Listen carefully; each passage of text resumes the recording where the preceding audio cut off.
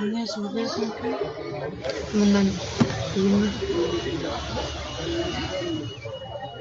отключить инфраструктуру.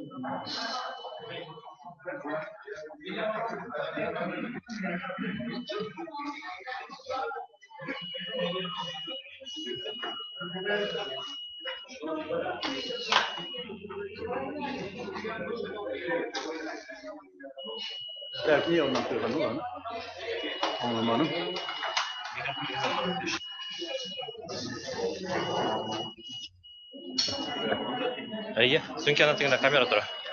Камера тегінде тұр. Iya, анда камера. Иди машина, машина.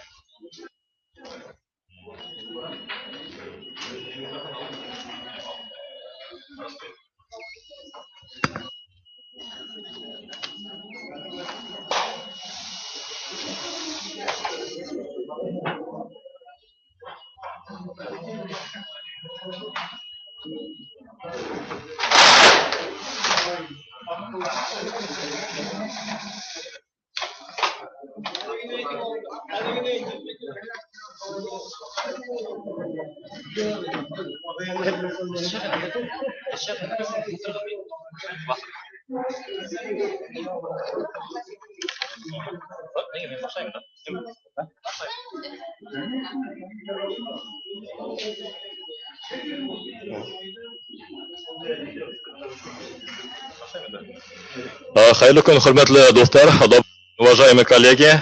Мы начинаем серию традиционных встреч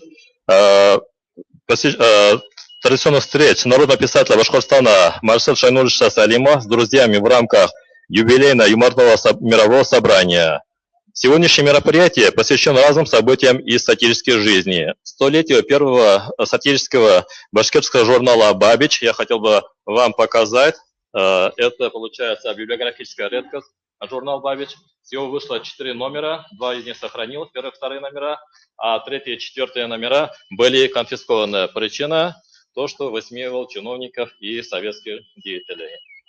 Это 80-летие создания сатирической поэмы Мустая Карима «Ульмасбай», 50-летие открытия Габровского музея, Дома юмора и сатиры, 40-летие секции сатиры и юмора Союза писателей Республики Башкортостан и другим знаменательным датам.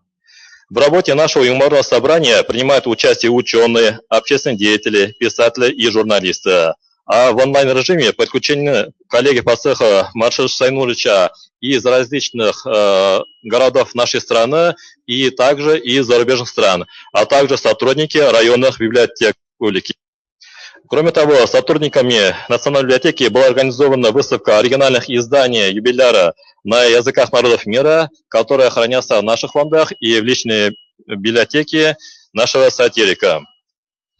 Уважаемые коллеги, наше мероприятие называется юбилейно-юморное собрание, но все-таки необходимо, наверное, придерживать регламент. Давайте не будем превышать 10 минут наше выступление. Наверное, вы согласны. Выступающих у нас будет очень много. Согласны? Тогда для приветствия я предоставлю слово заместителю директора Национальной библиотеки имени Ахмедзаки Валиди Республики Башкортостан Люсе Шарфьяновне.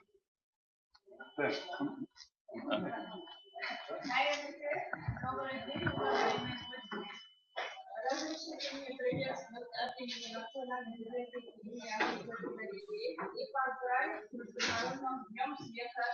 Через день смеха, поэтому все улыбаемся. У нас Марсель Шайнурович, давнишний друг, наш великолепный сатирик, юморист, народный писатель Республики Башкортостан. И сегодня творческий вечер его. Вообще традиционно у нас 1 апреля ежегодно проходит творческий вечер и праздник юмора. Так ведь, Марсель Шайнурович? И хочу сказать, что у нас не только 1 апреля, и вообще ежегодно, чуть ли не ежемесячно проходит наше мероприятие. Он активный наш читатель и друг, во всех мероприятиях наших участвует. И скоро у нас еще одно мероприятие, Марсель Шайнурович, 8 апреля. Мы вас ждем. И все его книги, которые выходили и в России, и в Башкортостане, и за рубежом, хранятся в фондах нашей библиотеки. Самое главное книгохранилище Республики Башкортостан. Спасибо. Спасибо, Люся Шарфьяновна. Сейчас слово предоставляется послу башкирского юмора и виновнику сегодняшнего мероприятия, уважаемому Марселю Шайнуровичу. Так. Ну что, дорогие друзья, всех я приветствую. Сегодня, да. Давай вот тут. Вот, вообще-то вот так я хотел, вот так. Дорогие друзья, сегодня день особый, естественно, вы все знаете, что признан днем смеха, однако не только. Очень много сегодня праздников. И день птиц или что-то, все-то как-то, я не знаю, кто-то называет его Олдаука на ветнде, день обмана, да, по-русски, если перевести, а кто-то говорит день дураков, или как, ну это дураки, наверное, что-то, ну я не знаю кому как, во всяком случае для меня и мне подобным юмористам, я так скажу, людям не совсем скучным.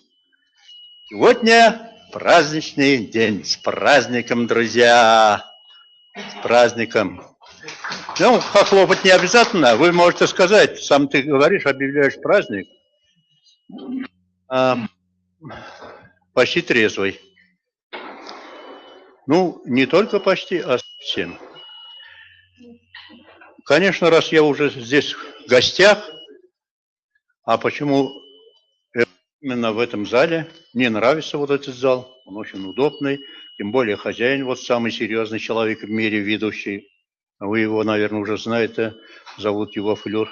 Куда же он ушел? Который оставил нам слово. Уважаемая заместитель директора, это как говорится, как старый друг, так ведь, ага. Но раньше всех сегодня, в 7 часов уже звонил мне директор. Вот как-то он узнал, слушай, это так надо же. Я говорю, как же так? А ты уже с ночевкой уже, это на южном районе, в Кугарчинском районе, да. Как там наши? Хорошо, говорю, все нормально.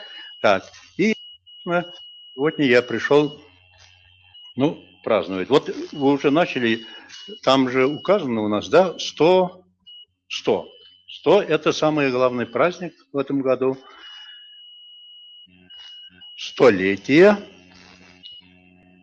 первому башкирскому советскому сатирическому журналу, который называется «Бабич». Вот именно, не Хомяк.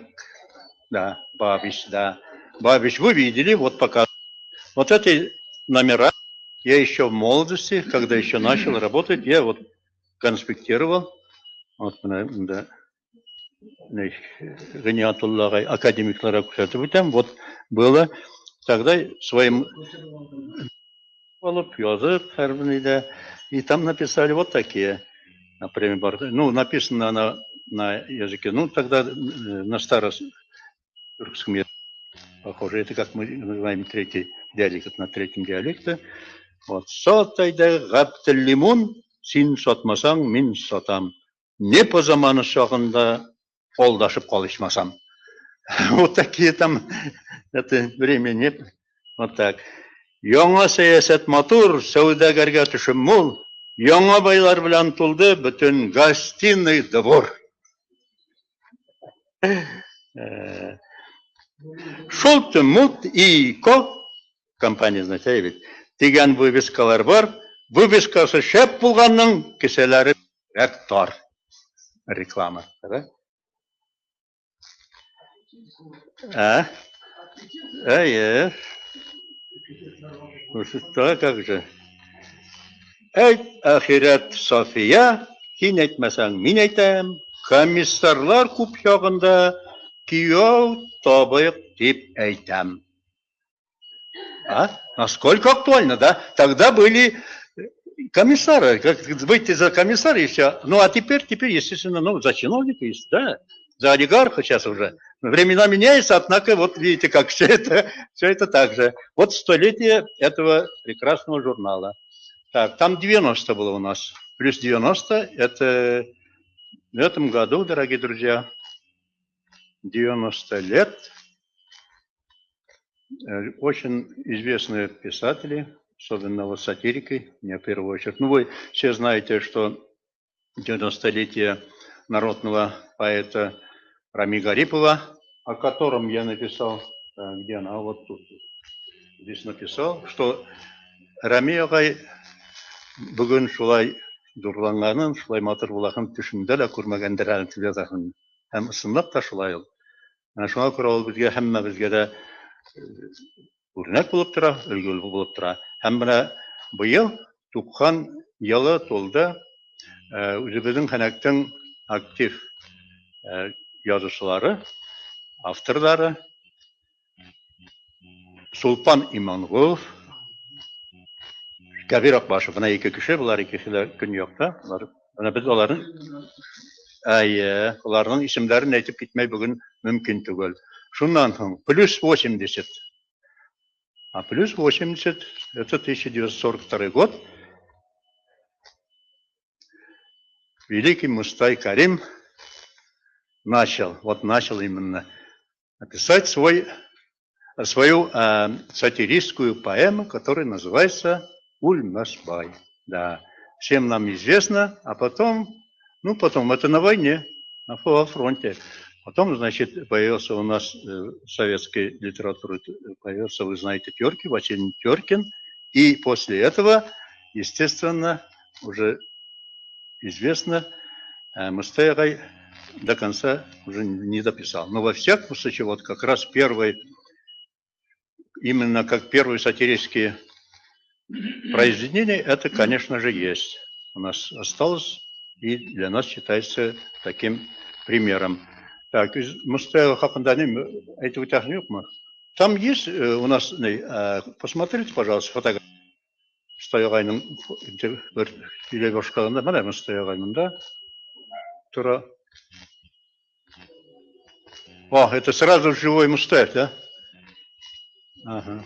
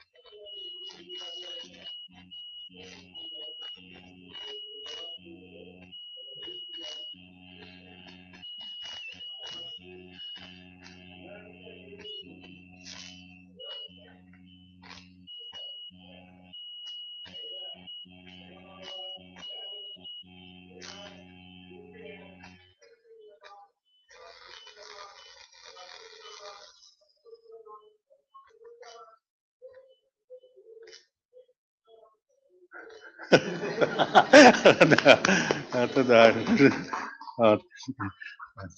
Менә нема әйткән мин аны моны ихтиар иттегезме? Ни өчен әгәр дә шул геройлар укый башласа, кызганычка каршы кайсы бердә геройлар укыйлар. Һәм шуңа күрә сатирикларның язмышы шуннан тора бит инде уларның.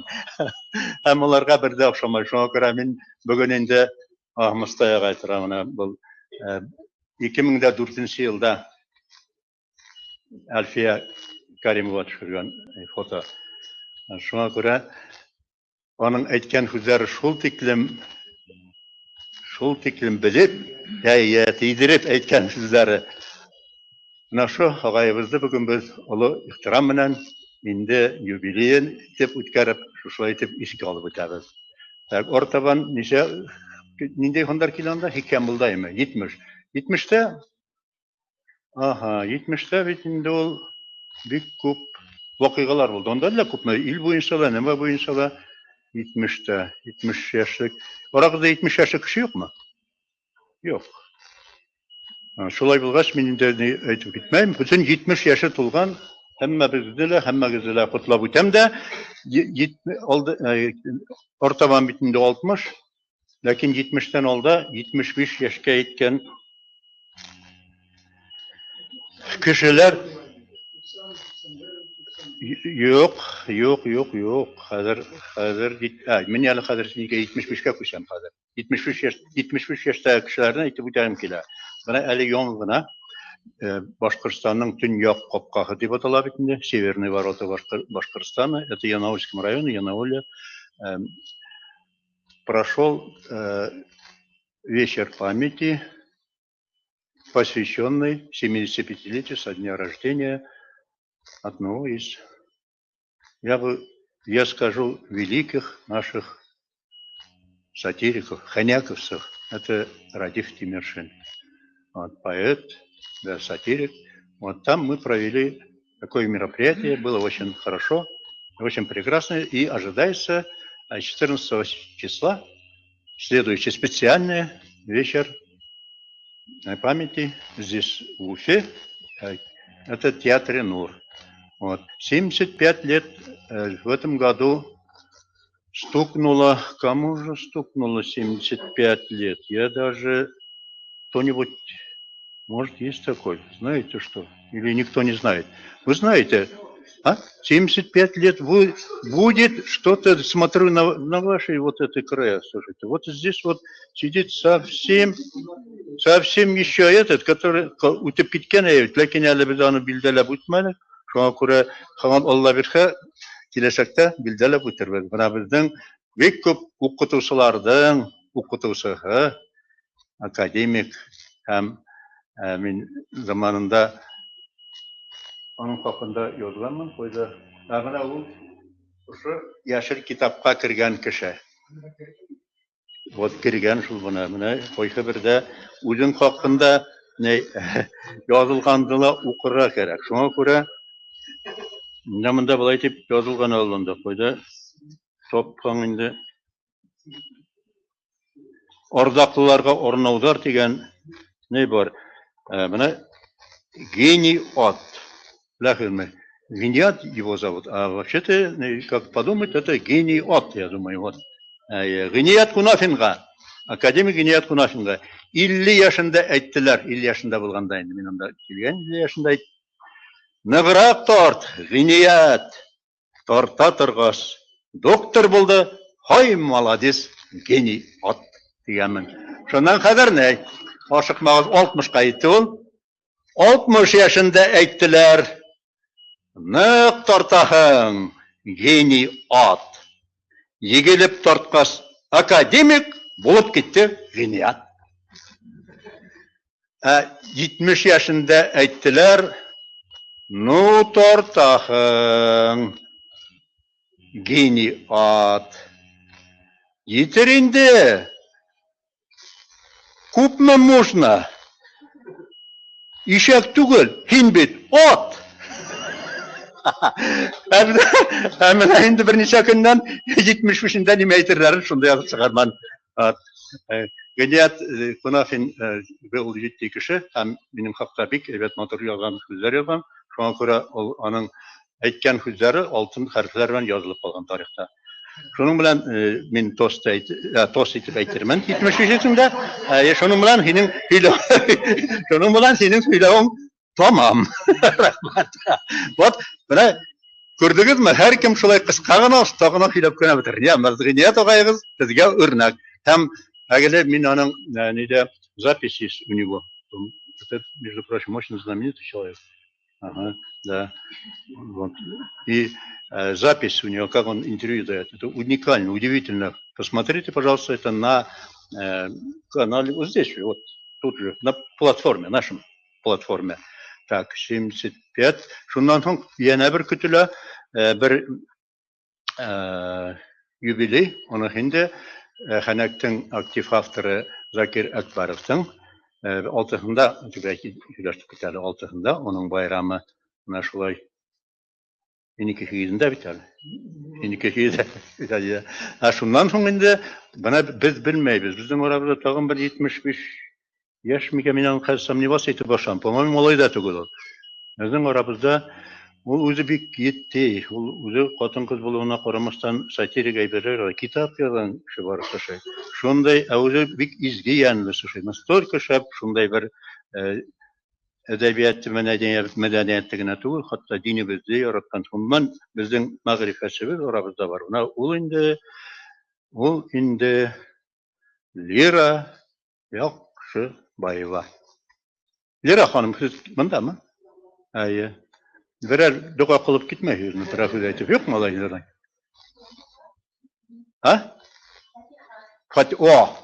Фатиха. Ага, Фатиха. Фатиха булгаш, демәк, ул бик әйбәт була. Фатиха, кстати, Фатиханың авторы кем ул? Монда бармы? Фатиханың авторы, менә минем яшь кустым, безнең, ну, мин менә саыштырганда яшь инде булай. Карамагыз. Ул инде Марат Аминов. Марат, син килгәнсең бик әйбәт. Матур итеп яз шулай, киләчәктә шуннан соң тагы безнең кара бик шәп сөйләйләр. Болай безне яхшы ала. Башка хәзер менә шунда безнең арабызда гомумән безгә сөйләргә, эшләргә мишәт итеп йөргән кешеләр бар ул. Алар башта ук та шуңа алар аркасында мин әзрәк аңлап та башладым бит инде бүгенге очрашуда. Ул кем була инде? Алар журналистлар булалар, әйе. Һәр вакыт төшереп, күрсәтеп йөри торган. Менә шуңа күрә мин хәзер элек үткән аларның да туган көндәре була. Менә шунда әллә кашан махсус бүләк бирмен дип куйгайным.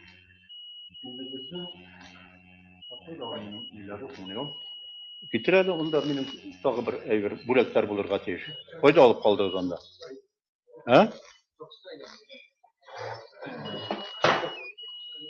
Кайда булды анда? Алыгыз әле. Күренмәймен шунда калмаган менә. Топны. Юк, мин алып килгән. Кара малай. Ну, безнең белән монда бик ней. Мин оныткам, менә бер кеш курай байрам тигәс төши. Лера ханым әйтте, ничек анда башы инде бар, һәркемдеке дә шулай була улында ди шундай. Нәмәкәй булыр, азактан мәй кымага әйберем булам дигән. Конечно, мәй әйтәм инде. Бүгенге байрамда буш кулыннан киләм менә. Бына Лера ханым күрәсезме? Килдем кара, махсус. Табылды да шунда минем нейләрне, әйберләрне булырга тиешендә. Ак нейләр, юк, кайдан? Шунда калдык.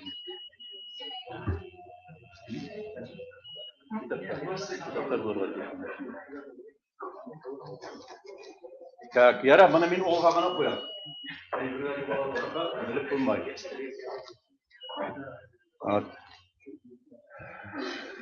70-тән шуннан 60 ел элек, 60 ничә ел була ул? 60 ел элек. Yok, кушма. 60 ел bundan. Бүгенгедән 60 ел элек, ягъни 1000 какой год? 62. В 1962 году, ну, я уже начал писать, и я уже стал юнкором. Как говорится, вот с тех лет, вот считать, можно считать к журналистике, да, с тех пор. Так, и 50. Вот сейчас 50, дорогие друзья, это 100, настоящий юбилей, 50, конечно, да. Сегодня мы все, или совсем не все, знаем, что сегодня не только день смеха, а день открытия Международного дома юмора и сатиры в Воронеже. Вот видите, это настоящий праздник. Все веселые люди, все празднуют этот день. И, конечно же, этот день, я не понял, вы уже начали презентовать, да? Так-то, как это обычно бывает. Ну, начало хоть покажите людям. Вот специально подготовили, начало где? Специально подготовили, вот ребята наши, именно сотрудники Национальной библиотеки. Вот. Презентацию. И вот о Габаровцах вот так и я сказал. Он крутится так немножко, ну, все понятно, да? Вот Габарова. Был я там 3 раза, 3 фестивалях, всего почетного гостя, а 4-й раз там творческий вечер был. Дальше, справа, это Чарли Чаплин. Он, видите, это Чарли Чаплин. Ага. Дальше. А вон там живой, да, живой Чарли Чаплин. А это первый директор Дома юмора Рутунов. Это наши коллеги из Венгрии, из арабской. Дальше. Ну, понятно, да? Вот уже представление. Вот сзади, в заднем плане, это Дон Кихот и его, да, Санчо Панса, да, не секретарша или вице, можно считать так, вице-президент. Дальше. Вот интересная фотография нашлась, да? Габровский фестиваль объединил тогда, значит, вон в 89 году. Вот первый болгарский сатирик, второй эстонский, а там этот украинский. Вот они главные редакторы, эстонский и украинский, главные редакторы сатирических журналов. Ну и тут один башкирец. А? Сатирики? Нет, это всегда так, между прочим. Так и было, сатирики, они так-то. Это, ну да, они серьезные люди даже, это вот просто так. Так, и дальше что там? Какие годы?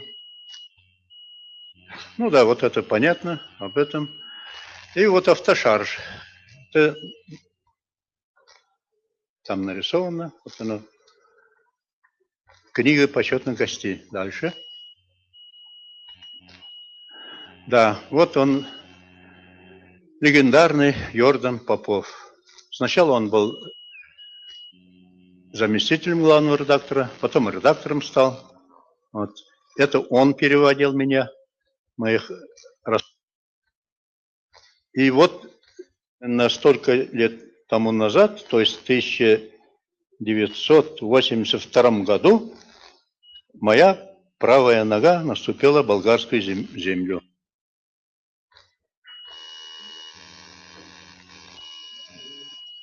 Дальше. Ну, это там же. Вот таким меня красиво нарисовали. Это болгарский художник, карикатурист. Ага. Дальше. Да, вот это город есть Свиштов, где родился великий болгарский сатирик Алеко Константинов. Это его дом-музей. И вот последнее вот это можно считать некролог. Общество дружба народов Болгария, то есть Башкортостан, Болгария. Башкортостан, Болгария. Так, дальше. Ага, Свиштова. Дальше. Ну вот, поздравления, да, на башкирском там написано, да? Угу. А это мэр города Габрово. Год 1997. Дальше.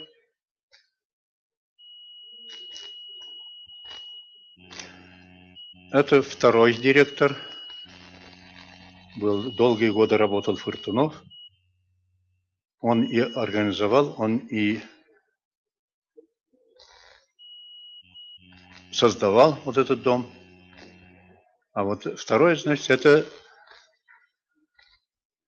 директор Татьяна Цанкова, госпожа Татьяна Цанкова. Справа он Дон Кихот. Дальше.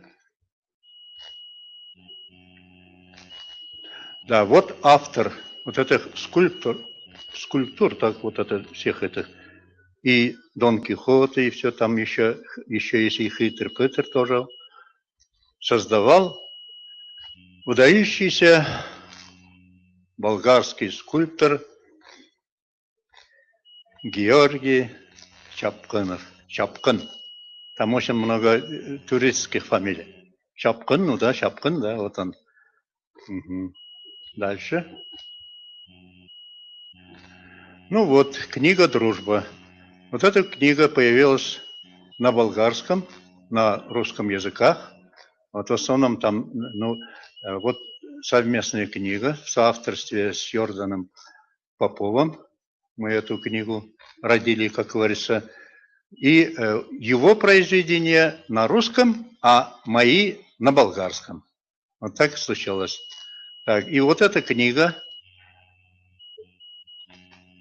появилась в свет благодаря одному человеку, который долгие годы руководит обществом дружбы народов Башкортостан и Башкортостан-Болгария. Вот.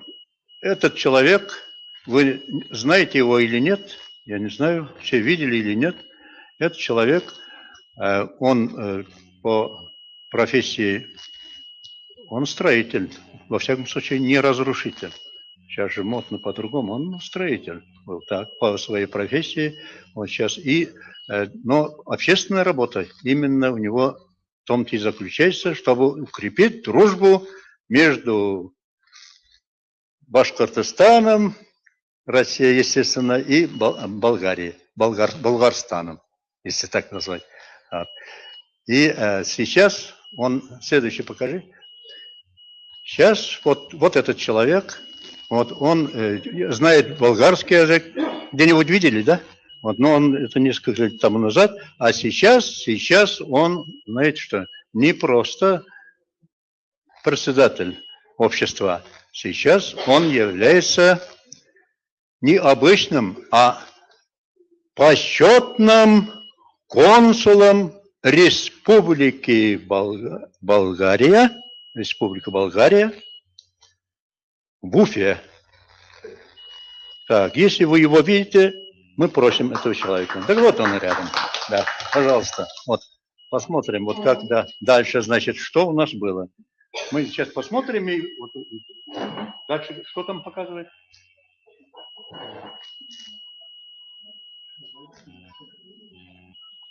Ага, вот презентация книги, да?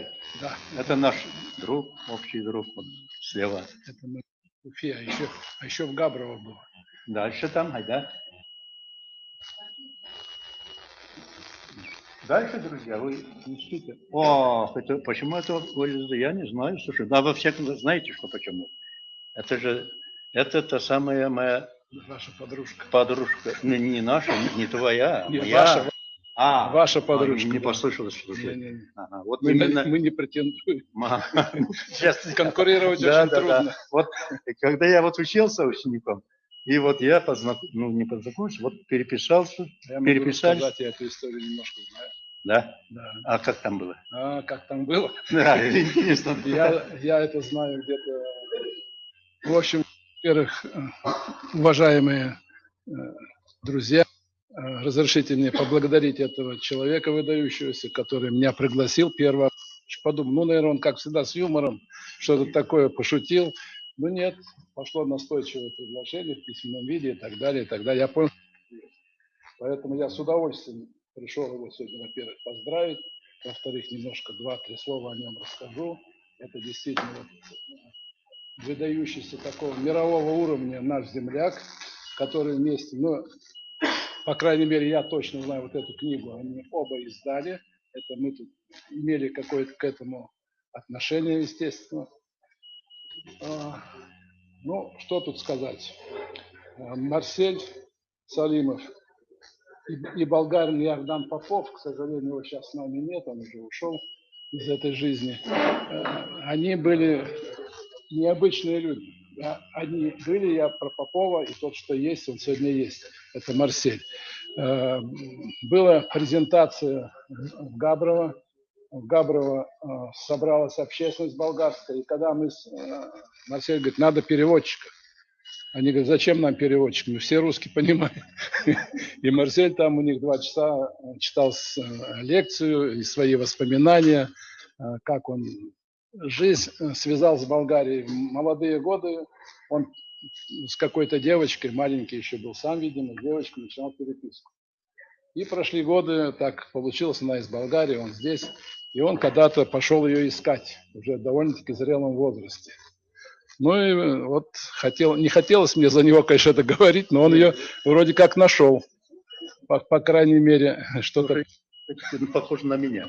Так Я, я- вы мне что ли расскажете? А о ком же еще? Пока я отсутствовал. Да, Все да. понятно, Конечно, да. конечно. Ну вот видите, ну она живет, понятное дело, это, сейчас я скажу, как раз вот, когда Написано. было 12, ну, лет, 12 лет это было тогда. Да, это было Вот. 11-й, по-моему, год. Ага.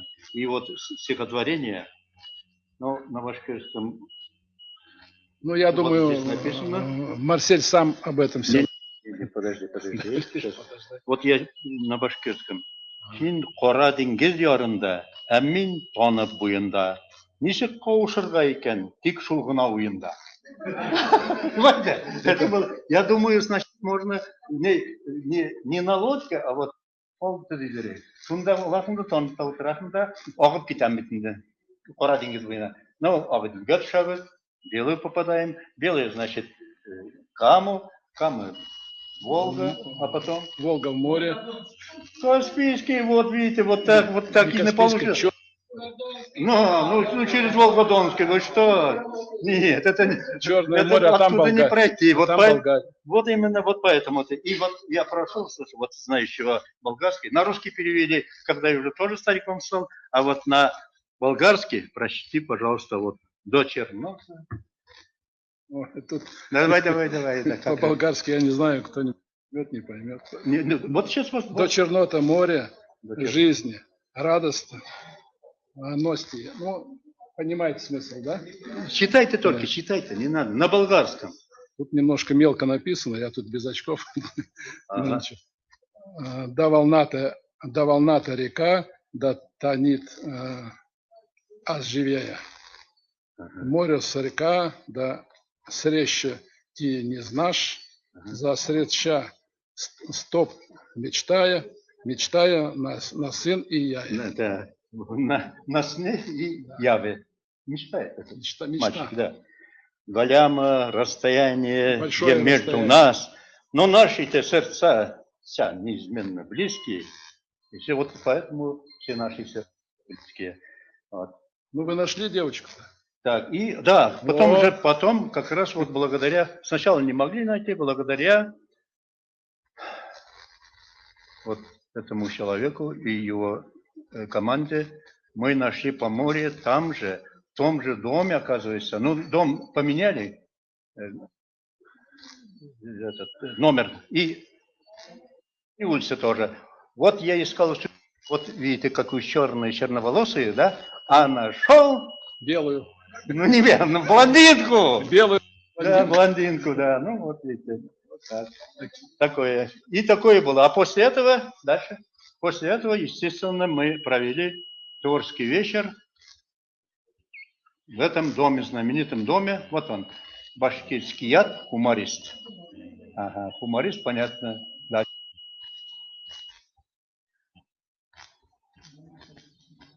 Вот Хитр Петер, да. Это как раз тот день.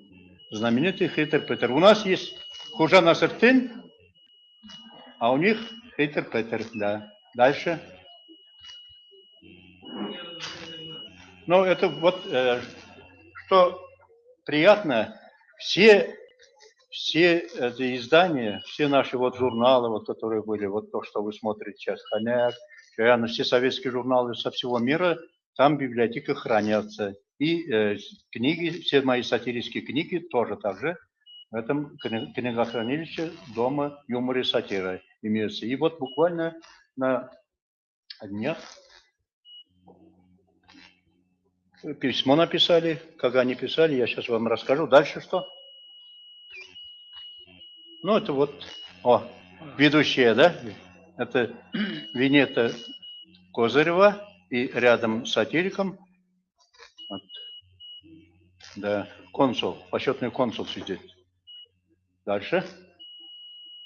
Сидит рядом с сатириком. Да, сидит рядом с сатириком, это да, именно. Ну, это во время встречи. Дальше. Было это в августе. Йордан сказал, в августе, ну, народ-то вообще не ходит у нас, говорят. Ну, тем не менее, вот люди пришли. Дальше. Тоже так же. Да, вот автограф вперед. Дальше. Ага. Вот и все. Значит, спасибо за ту дружбу. Вам спасибо. Вам И вот спасибо. сегодня как раз вы, наверное, Я- это оставите здесь. Да, Вы я мне хочу подарите. Вот, оставить спасибо. здесь, а вы уже распределите. Спасибо. Спасибо, хорошо. Вот с подарком хорошим. Да. Ну, небольшой. Ага. И вот последнее было как раз об этом в издании. Марат, ты что-то не хочешь сказать? Ты газету не взял, Марат? Газету ты... Вот где работает Марат, там в этой газете было вот... где она? Вот это вот. Ага. Я вам сразу прочту, что Габрово, то есть дружба с Габровским домом юмора и сатира продолжается. Вот это, вот город тысячи улыбок. Вот посмотрите. Время идет, но неизменным остаются благородные цели. Сатира. Вот что написал накануне вот сегодняшнего дня смеха руководство, то есть весь коллектив из этого дома юмора и сатиры. Уважаемый господин Салимов, сердечно поздравляем вас с предстоящим нашим и вашим профессиональным праздником 1 апреля.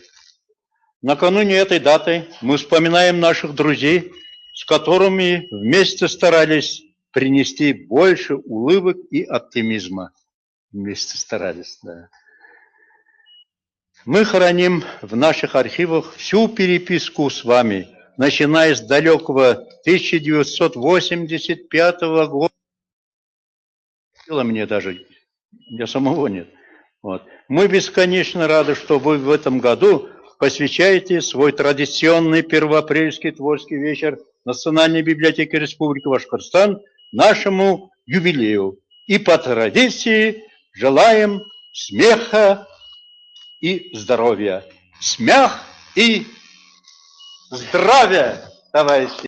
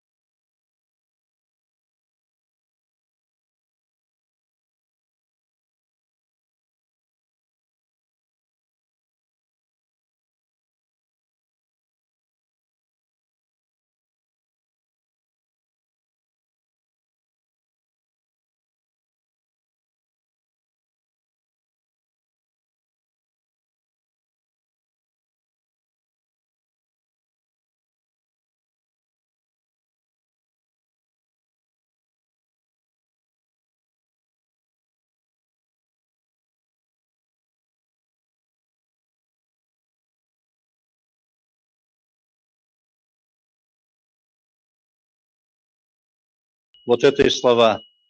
Бог создал славян не для того, чтобы друг друга бить, а любить. Вот везде, всегда, все время нужна дружба народов всех, тем более славянских. Далее. Дальше что? Да, а вот индульгенция, вторая, значит, индульгенция Дома юмора. Сатира. Ну, вы знаете, индульгенция, что это такое? У каждого сатирика, говорят, бывают, ну, грешки такие. Вот. Дальше. Да. Город тысячи улыбок. Это. Дальше. Все. Смех. Да, смех и здравый. Кулюб кнешек. Да. Так. Что у нас? Где у нас ведущий? Вон ты. А что там дальше у тебя? А то я залез тут. Так, уважаемые друзья, после наших дипломатических работников, после посла юмора и консула, давайте слово предоставим ученым. Слово предоставляется доктору философских наук, профессору, академику Академии наук Республики Башкортостан Саитовичу Файзуллину. Файзуллин Саитович, рахмет. Это у них всегда так, вот серьезно, как академично. Вы знаете, я хочу его И как академик? Вот они начнут сейчас академический час, да? И так мы скучно. Ага. Пригласили, во-первых, мне очень приятно, потому что я не первый раз участвую. И мне приятно еще то, что библиотека, наша национальная библиотека, вот начинает формировать новую такую идею, собирать интеллигенцию, создать такой интеллигентный клуб, ибо такого характера клуб был в свое время, мои студенческие еще годы, лет 50 с лишним, 60 лет тому назад, когда мы создавали клуб интеллигенции при обществе знания, когда мы были студентами и аспирантами, тогда еще студентом не был, конечно. Это было очень интересно. Мы выдвигали определенную проблему, и вокруг которого высказывались люди, представляющие самые различные точки зрения и самые различные направления. Мне кажется, библиотека могла бы стать в этом плане центром вот такого клуба, где действительно будут настоящие, глубоко продуманные дискуссии и столкновения самых различных идей. Ну, конечно, что же касается сегодняшнего праздника, это такой интересный праздник. Многие тут молодые, поэтому, наверное, не помнят. 1 апреля для меня, для моих родителей, для людей, которые жили в Советском Союзе, это был праздничный день, прежде всего потому, что 1 числа, 1 апреля всегда ждали люди, так сказать, что дешевле будет продаваться различные, так сказать, и продукты питания, и другие вещи. Даже я помню, однажды спички стоили 15 копеек. И бах, мы утром читаем газету «Правду» полностью, и нахожу я первый, на все остальное не смотрю.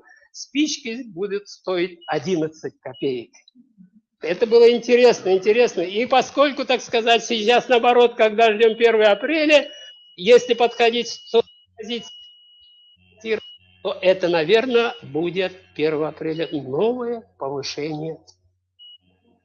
Вот предмет для, так сказать, сатирических и юмористических произведений.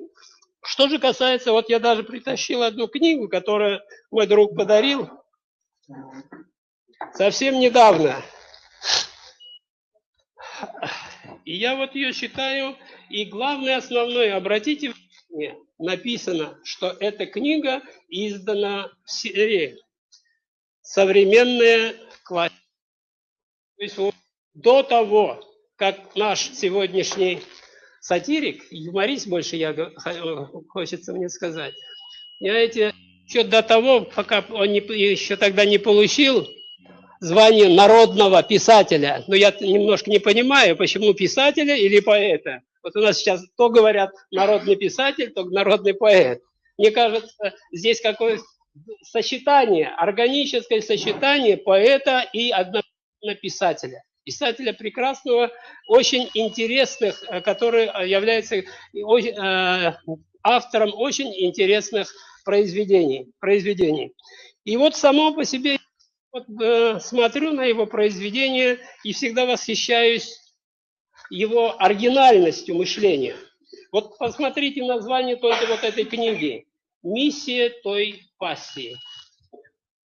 Наверное, если это было бы на Башкортостане издавалось, наверное, книга так бы не называлась. Вот я смотрю произведения, которые издают в Болгарии и в других странах мира, тоже названия, в общем-то, фигурируют несколько иные. Это такие названия, которые привлекают тот народ, для которого ты пишешь. Мне кажется, это, в общем, талант. И всегда у него крылатые такие выражения в начале книги или в конце. Вот я прочитаю в этой только книге, плохо вижу. Сатира,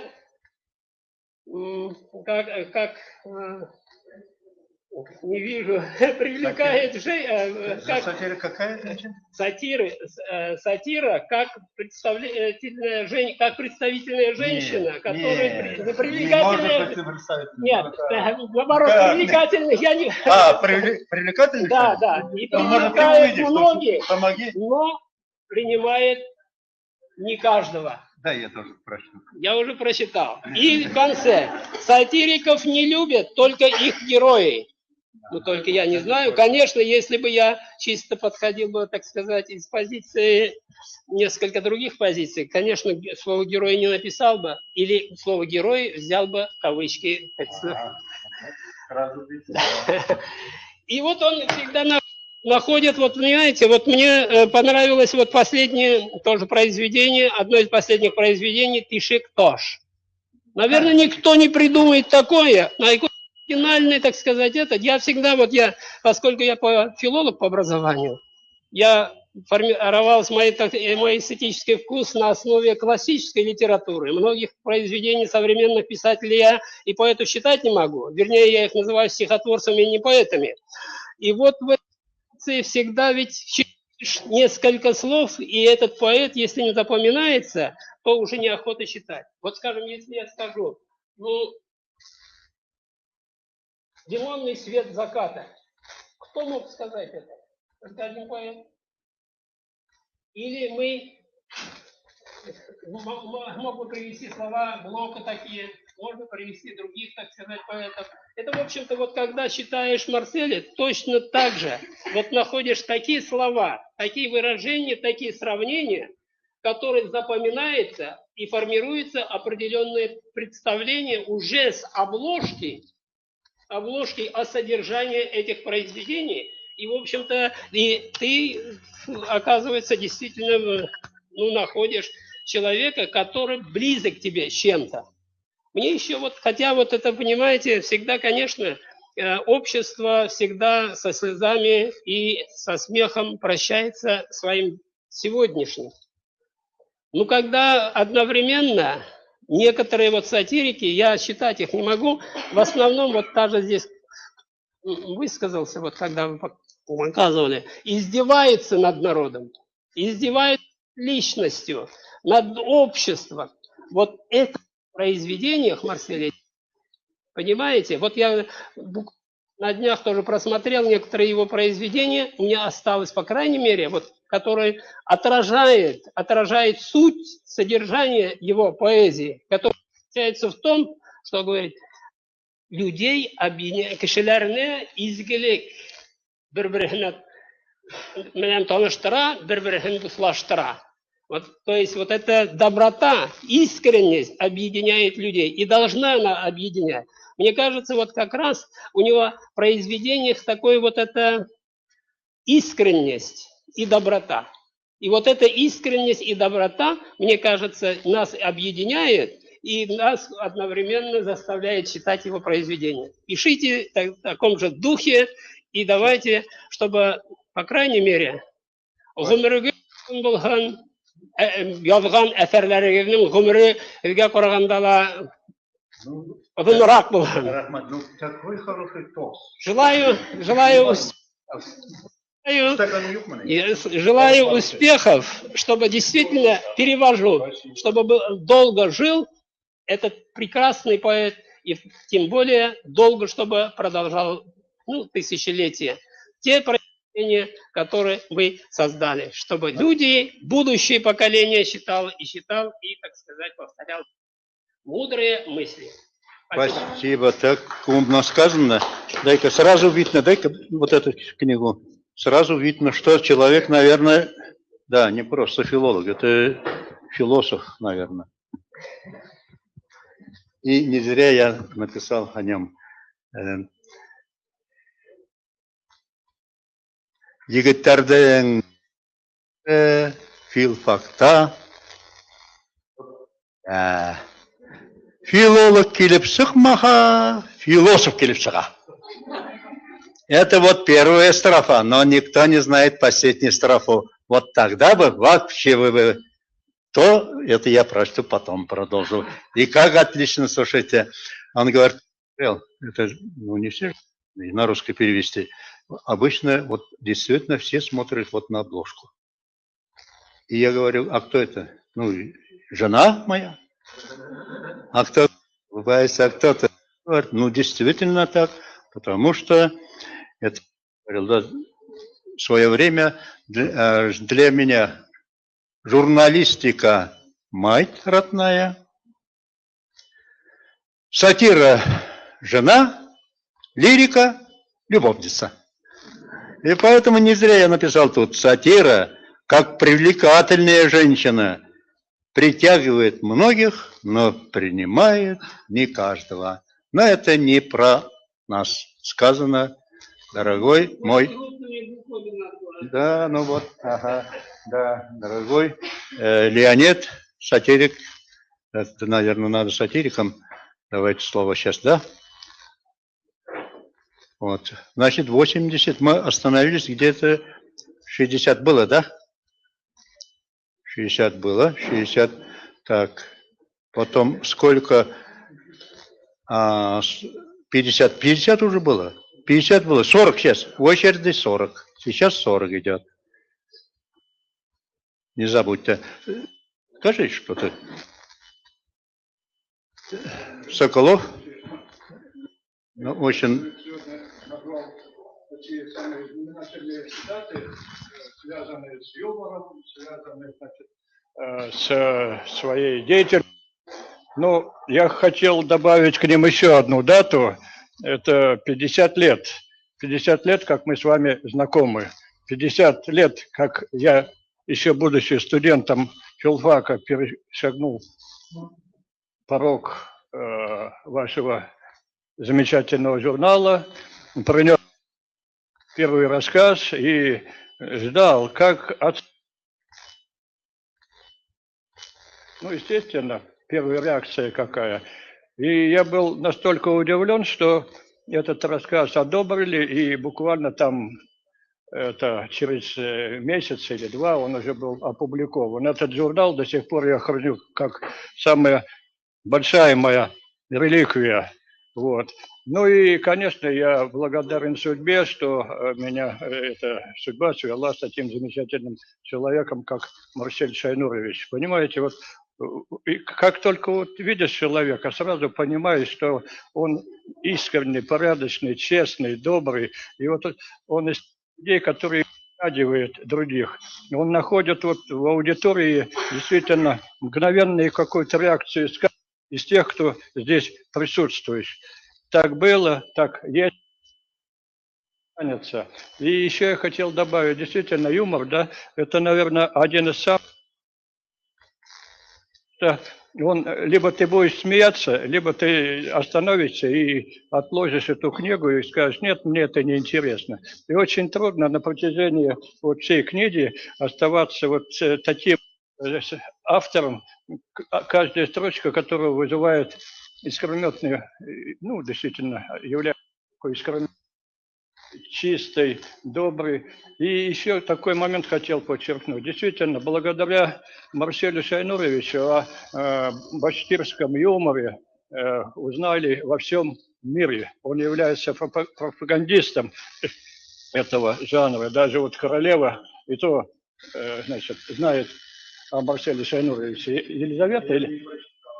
Да, ну знаю. Ты он скромный человек, но у него есть какие-то контакты, там это, несмотря на санкции, юмор это такой границы расширяет.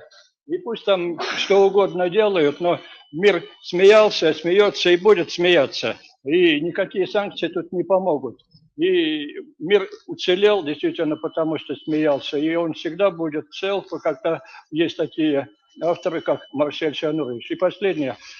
Как-то вот О. Генри в своих дневниках заметил, что если можно писать роман или повесть, если я могу уложиться в повесть, я буду, значит, укладываться в рамки повести. Если можно написать не повесть, а рассказ, я буду писать рассказ. Если можно, значит, еще обойтись каким-то более сжатым, вот таким, ну, жанром, я к этому перейду. Вот мне приходилось переводить Марселя Шайнуровича, и не раз я переводил его рассказы, я переводил его стихи, и это был удивлен, что, оказывается, это не только замечательный юморист, но и замечательный поэт, лирик, настоящий. Вот если вот почитаете, то легко в этом убедитесь. Так что пусть юмор и в дальнейшем продолжает сближать народы, пусть он остается таким же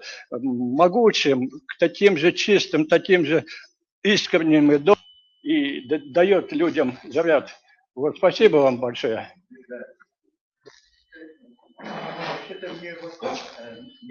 Спасибо, Леонид Алексеевич.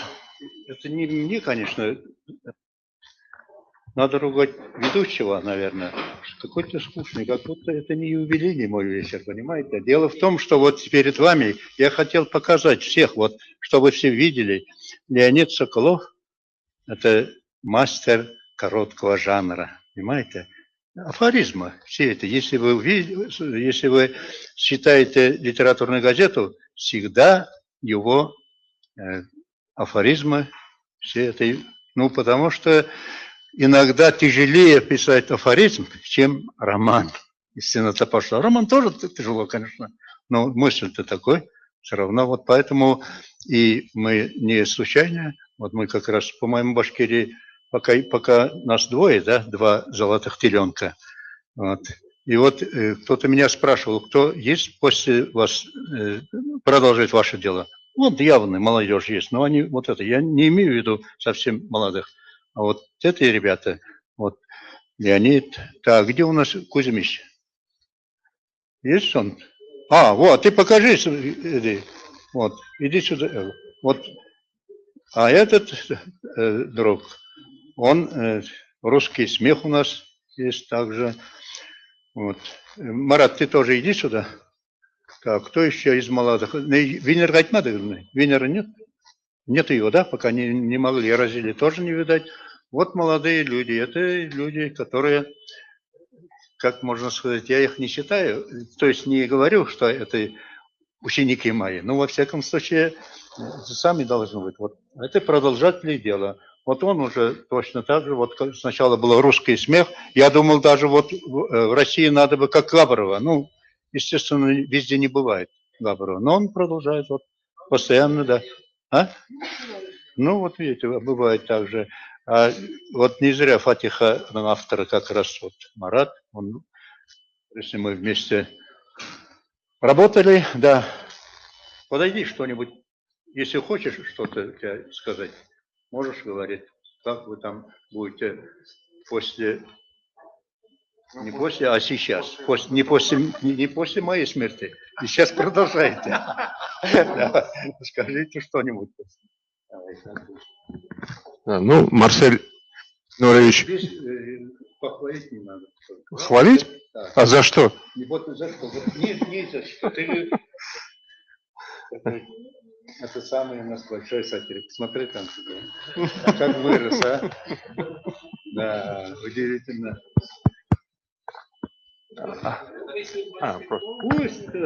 Пусть стоит. Ну, для того, чтобы у вас, наверное, было какое-то понятие о том, что молодые сатирики или юмористы тоже что-то пишут. Не лыком что-то. Не лыком, да. Я тоже немножечко прочту своих четверостишей,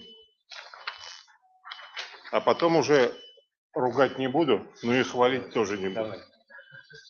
Твердая порода. Женщина тверда, что скала. В споре с нею лоб разбить гораст. Если говорит, что не брала, это значит, точно не отдаст.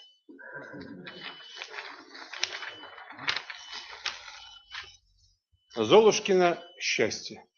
Сказка лукавства. Вот правда не врет. Золушка вышла за принца. И тот в доме от роз разбросал лепестки. В полночь они превратились в носки. Наследие предков.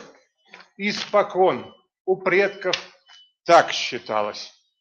Съешь медведя, станешь сам непобедим. Вот теперь сомнения гложут малость. А немного ли баранины едим? Ну, остальное сами прочтут. Точно? Да, естественно, если тоже умеют люди. Конечно. Да. Вот. Ну что ж, молодец. Все. Ну, теперь вы немножечко в курсе того, что пишу я, а теперь хвалить не буду. Не буду, не еще буду. давай. Не буду. Поэт в России больше, чем поэт. Поэту все высоты достижимы. Сатирик, юморист, авторитет. А что на меня смотришь? Скажите, кто? Марсель Салимов. Я ничего не... Точно.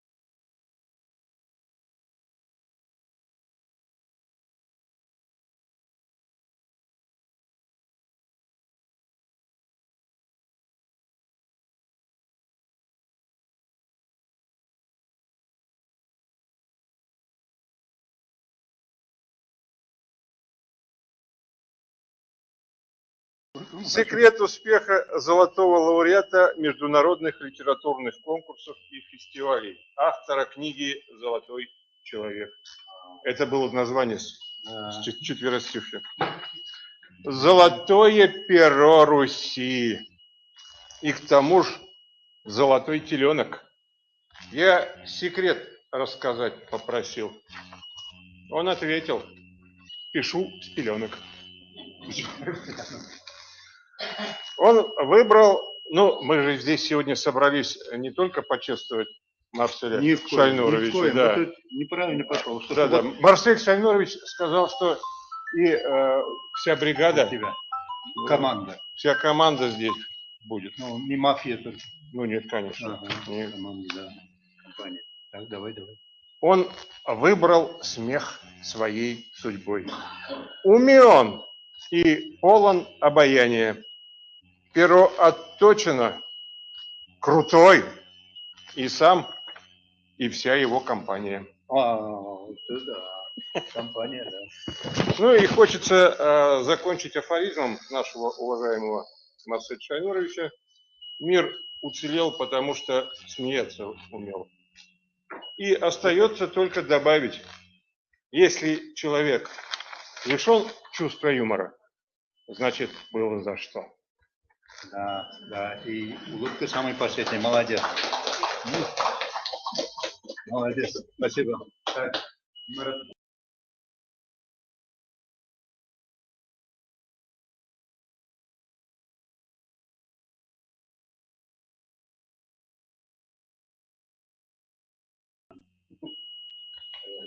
Благодаря ему Башкортостан и насколько юмор знает во всем мире. Мне повезло поработать с ним в журнале «Ханек».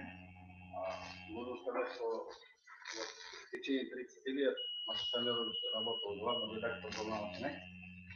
Первый раз, тогда, наверное, был Сегодня спрашивал. 65 тысяч, да? Нет, 67 было. Это, конечно, Звонил.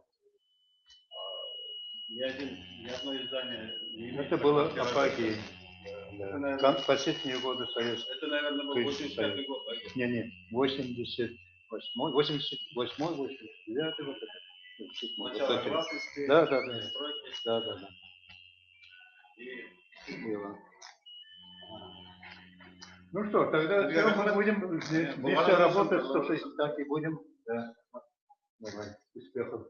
Так, я прочитал у тебя, когда называется последняя одна понятие, я же говорю, башкир не только писатель, башкир и читатель, вот она похожа, и оптимизация. И оптимизация. Честно говоря, вот я прочту сейчас вот это стихотворение. И оптимизация, что это такое? Вот я говорю, не матерись, русские говорят. Что ты материшься, что ли? А это от того, что вот у нас всегда идет изация, всякие, приватизация, она уже приватизация стала, да, все это так же. Но вот сейчас оптимизация идет. Да что это такое? Ну вот, хорошо, все это вы сейчас уже прекрасно знаете, я вот объясняю. И вот спрашивают, значит, когда выехал в район. Это сейчас цинка бывает, Түрканда битинде бир башыктан турайын битинде районунун кужатынан. Ничек мен айтам сизде оптимизация иштери. Bizde evet para.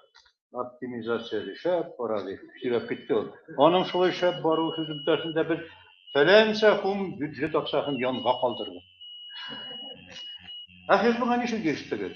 Yengil gene koca uzunun işlerini kanap gitti. Birincisinden Alıkavul'da 3 mektepte yaptım. İkincisinden 5 belediye yolda mit punktlarda yaptım. Şundan rayonda 6 klubda yaptım. Yine 9 kitaphananı yaptım. Poçtanı yaptım. Onu hın yaptım. Bunu hın yaptım. Beytukta tutamayadım. Yaptım da yaptım diyeyim. Bu bir optimizasyon değil. Yaptimizasyya. Araştır şuna gelirse. Ben de yaptım bilen. Şimdi optimizasyon.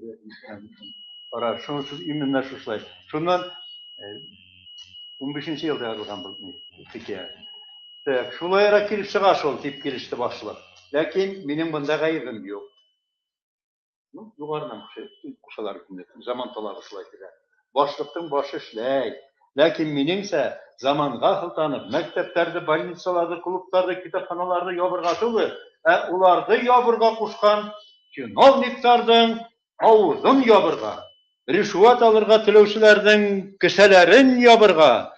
Korrupsionerlardan uzların tutup bana şulay şol.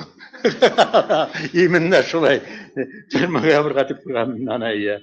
Bana şulay bulaul ısın optimizatsiya. Optimizatsiya degende bula bana.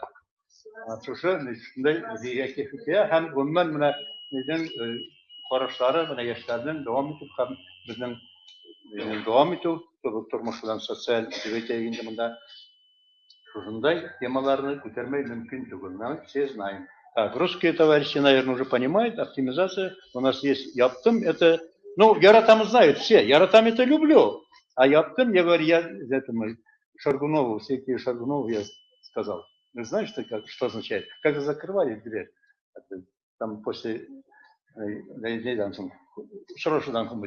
вот говорит, вот это закрыл, значит, Yaptым, это закрыл. Это слово оттуда идет. Вот поэтому оптимизация это именно так же. И вот сейчас очень приятно, что вот наши молодые друзья, они все работают и активно работают в нашем журнале, где я которому я всю жизнь посвятил, а значит я был Ситмым главным редактором. Ситмым после меня, как говорится, передал, когда уже стал старым, это всегда так надо передать талантливому поэту, нашему Салавату. Вот. А потом он уже передал еще молодому тоже так же. И вот сейчас, в это время, у нас новый, молодой, главный редактор. Вот, редактор это мужского рода. Потому что наш журнал это журнал это мужественных людей. Сатирики это самые они смелые люди. Не зря нам завещал Сергей Михалков, вот здесь, тогда еще книга КЗ была, нефтяников. Он сказал нам, что у нас сатирики должны быть смелыми. И вот как раз мы идем 40 лет тому назад. При редакции журнала «Хомяк» была организована секция сатиры и юмора, чувства. Вот об этом я написал в своих книгах. Видите, так вот. Эта книга, кроме избранных, если у меня не избранные, вот где сказал, что смех умирает последним. На первом же организационном заседании был утвержден руководящий орган секции, это Агиш Кирфанов, вы знаете, знаменитый наш сатирик. Вот. И там же мы решили, что главный редактор республиканского сатирического журнала должен быть заместителем председателя. Вы понимаете? Не председатель, главный редактор. Это, ну, часто может быть, у кого еще больше и больше делать так. Вот. А вот тогда вот так решили. Не больше и не меньше. Потому что если больше, то есть избрать главреда журнала председателем секции, то это означало бы чрезмерную концентрацию власти в одних руках, а если меньше, умаление значения творческого объединения, ограничение его организационных возможностей и так же. И такое вот это правило так и сохранилось, и все эти 30 лет я был заместителем, и вот когда я уже сдал свой пост, тогда уже я стал уже председателем. А сейчас вот я всегда так и было, вот первое, значит, заседание у нас прошло, и мы избрали, демократично избрали заместителем председателя секции сатиры и юмора Милауша. Пожалуйста, вот Милауша.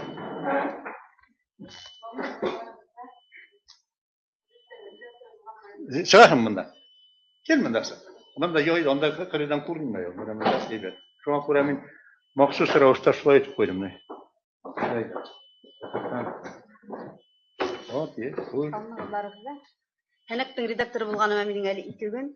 Шул вакыттан Марсель агайның эргәһендә әлбәттә млади фут итеп торуы әзрәк уңайһыз. Менә мин шундый китап алып килдем, һәм ошо китаптан бер-ике абзацын гына укудан башлайм. Сотворил Бог землю, потом создал людей. Разошлись люди по разным сторонам, стали обживаться. Бог дал каждому народу свой язык, свою одежду, свою пищу. Когда люди освоились, решил Бог, что теперь можно раздать им праздники, и сообщил по всей земле: присылайте ко мне своих гонцов. Каждый народ выбрал самого сметливого, самого расторопного человека и отправил его к Богу. Явился и башкир из наших краев. Его звали Марсель Салимов. Это было бы в наше время так. Әмма был элекке вакытта был булган безнең Еренсә Сәсән.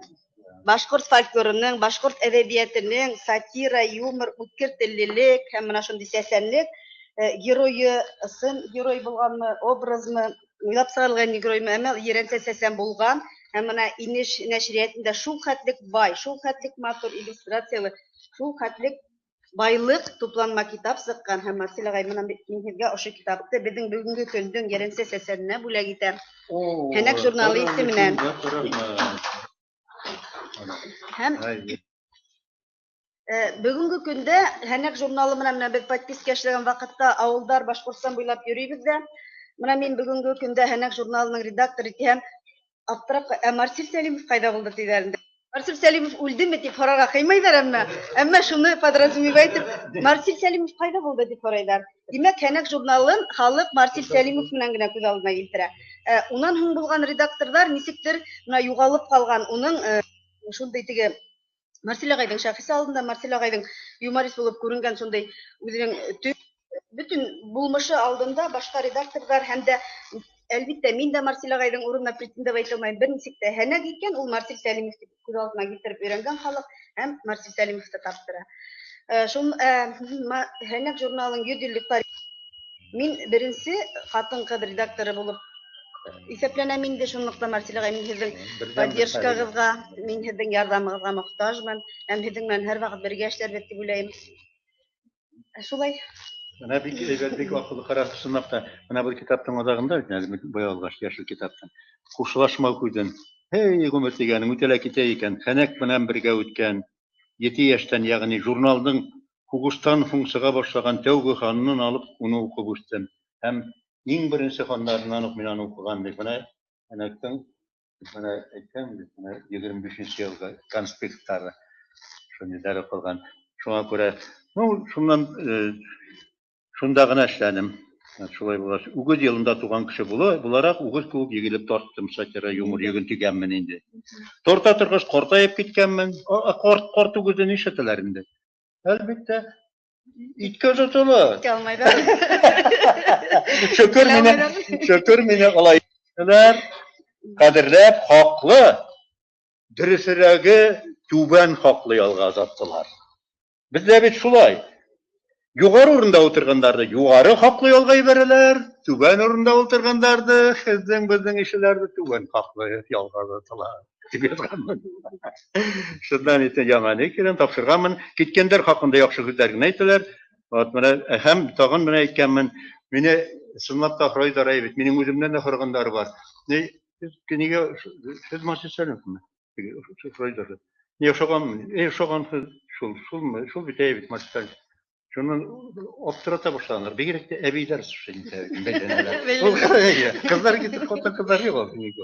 Әбиләр. Ну, юк мен әйтәм, мин әйтәм. Ә мин аның улы мин әйтәм. Шулай менә каралы. Атайыгыз.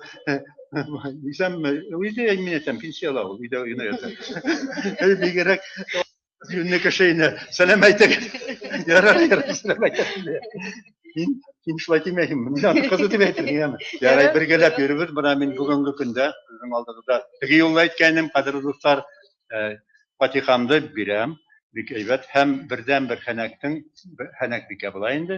Хәнәк тарихында 100 елга якын узакламай 100 ел була. Шул тарихта беренче булып, ана хатын-кыз була. Һәм минем нишләптер менә мин теге Богданов әйтә торган кирәк. Сивил Богданов, персональный журналист, 25 ел эшләгән. Марсель, ты неисправимый оптимист. Вот я шуны уйлайм. У нас было Россия тарихында Екатерина II. Вот я ее очень уважаю. Вот бәлки шиндә менә шулай Хәнәк тарихында шундай үткер эш ягыннан.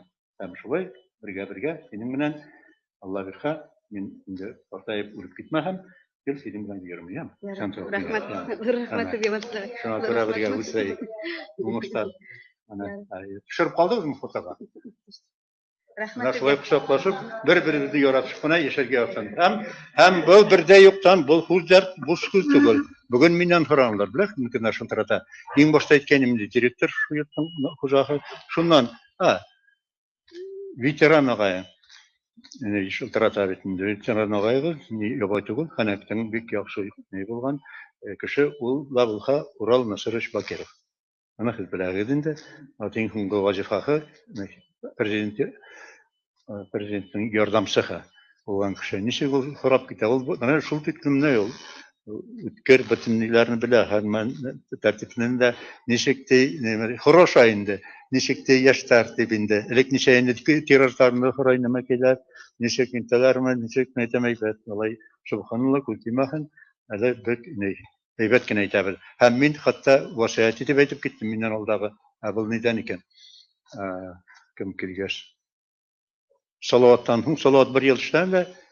Чит илгә киткәндә озатып калды, кайтуыма икенче редактор битендә утыра. Салават юк. Мен әйтәм, бик әйбәт таныш редактор булсакта күтәргәннәр аны. Элек ул 5нче катта гына эшләй торгайны. Но әйбәт эшләгәч, аны, наверное, югарыга 7нче катта күтәргән. Хәнәккә әллә кайда түгел минем урында. Ну, мен әйтәм, ладно, яра, не бик әйбәт, не менә. Ул булыр инде әйтә, не менә. Каршымы менә. Юк, мен бик әйбәт. Ну, васыятым шул. Ана минем әйтәм, үзең теләгән нишлә кайда китәңсәр, ләкин Хәнәкте бетереп китә күрмәде. Васыят шул. Һәм шул аны үтәне киңә тапшырды бит инде. Хәнәк бар. Ну, аны нишләйһең инде? Ул заманы шулай. Шуңа күрә Алла бирһә, без яшәһәк, Хәнәк яшәр. Шуңа күрә, кадерле дуслар, бергә менә бу инде 40 еллыгы бүгенге байрам шулай. 30 шулай ук бәйле безнең Хәнәктең барыкка килгәне Вилла журналы. Ләкин мин менә бая юкка гына әйтмәдем. Монда безнең арабызда утыра. По-моему, есть Мин бүген әйттеләр, ни өчен шул карт-кырларны яхынды? Бер яшьне әйтәсе шуй. Алардан какой толык киңәргә, яшьләрне, действующий ниләрне чакырмайсыңмы? Мин әйтәм, во-первых, мин чакырмайм. Мин улы кешеләрне яратып чакырам. Менә өлкән кешеләрне. Аларда толку, чем малай, чем әлеге бүгенге команда кем булса, әйтәйек, чиновникмы, кемме, түрәме, нәмәкәйме, редактор түгел, шунда эшләгән кеше, үзебезнең якын күргән, күңелгә күргән кешеләрне чакырам дип инде киләләр мен әйтәм янга. Һәм бик нык килә алмай калдылар бүген эшләгән кешеләр. Бүген генә шул действующий türeler bulayında. Ana bir xil әле узатып әйбәтенә. Чөнки алар эшләргә тиеш. Не, улар нишләп инде монда утырырга кирәк аларга? Эшләгәндер әйбәт. Но уларны нинең Миләүшәнең аның эше шул. Көлү, елмаю, сатира, юмор белән. Ә бит башка серьезный кешеләр дә бар. Һәм монда, по-моему, бер шундай узатырдай кем калды? О, таптым. Менә минең кустым. Минең фамилиям дейреткән кустым һин бит әле эштә бит ул. Ә нишләп утырагың монда? Давай илешкә. Менә, между прочим, бөтен тарихты тоткан Бездә ниндәй ел? Менә хөрмәтле агайны бөтәгезләр бүгенге байрамын тәбрикләйм. Бөтә халык байрамы менән бу бердән икенчедән Марсел агайым менә әйтте фамилия инде. Әмма ләкин ул алдай, чөнки бүген алдакчы көн. Ул гомер буе алдак фамилияман яшәгән кеше. Ни өчен? Чөнки дасия бездә. Чөнки милли архивта Марсел Салимовның шәхси фонды кылана. Ул русатала фонд личное происхождение. Все досье там. Так что он врет. Ысыл фамилияһы кем әйтә, шуңа Марсел агайым приз бирәм ди. Менә ысым бирәм ди. Кем әйтә ысыл фамилия? Түгел. Кем әйтә? Юк, Марсел агай. Үзеңә бирәм менә. Үзеңә кала. Шулай була инде, белмәгән шулай. Ысыл фамилияһы охшаш әлбәттә, но узынрак. Айдың үзенә охшаш. Молодец, Салим Гараев, молодец, Миша. Ул хит менә яшь кеше инде момент керде интернетта тапты, эдләрне. Таптың. Үзем беләм. Үзем беләм. Беренчедән Марсел Салимов исем мәгънәһендә дөрес әйтегез. Бүген ул на самом деле он является послом юмора Башкир во всем мире. Посол мир хамак йөргән. Теңдә монда йөри бит нахара әлбәттә китте һәр ана Европалар, немеләр бит Америка тегедә подобный. Һәм мин аны сагыштырам, ошо китабында на душа пчелы әйбәт. Моны тора Марсел Салимов исем мәгънәһендә ул на самом деле кырмыска уңган һәм балкурта һәм мин аны ике образ кырмыска һәм балкурты мен сагыштырам. Чөнки улар ике бере ошо йөрә икенсе йөрдә әйбәт. Икеһе уңган тырыш әйбәт. Ул Марсел Салимовның аткарган эшен әйбәт. Мен аптырайм, ул касан өлгерә. Һәм шулардан сыгып бер кәлимә һүз, ул үпкәләй торган агайыбыз үпкәләү. Марсел Шайнур улы Салим Гараевка, ягъни Салимовка. Марселимгә. Томаһала ул Марста, хатта алыф Парижда, Марсел атлы гаҗәп шагыйрь Өфебездә бар бездә. Архив дигән зур дөньянан һиңа күптән күп сәлам. Шәхси фондың яңа байлык көтә һиннән Марселим. Озак еллар Марсел агай. Кулыңда булды һәнә. Шул һәнәккә эләккәндәр рәхмәтле һиңа һәлак. Һинең куйган эскертләрең тултырды байтак илде. Тик эләккән санкцияга нимә эшләрһең инде? Хәер нигә бу шунырга марсиандар булганда ебәрәйдә китабыңды укыһындар буранда.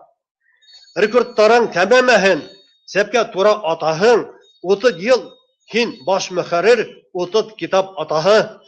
40 телгә әсәрләрең тәрҗемәләп таралган, көлке көне әйтерһең дә һиң өчен яралган. Монда теге лауреаттарда әйтеп тормаймы? Ул лауреаттар һәнәсә башлап бүген таң торганмы, таң аткансы. Шулай итеп, язда һәд әйдә агай, бөрек тим не подкачай. Давай, пора, слушай, вот ты. Рахмат. Так, был, он не автограф ламал.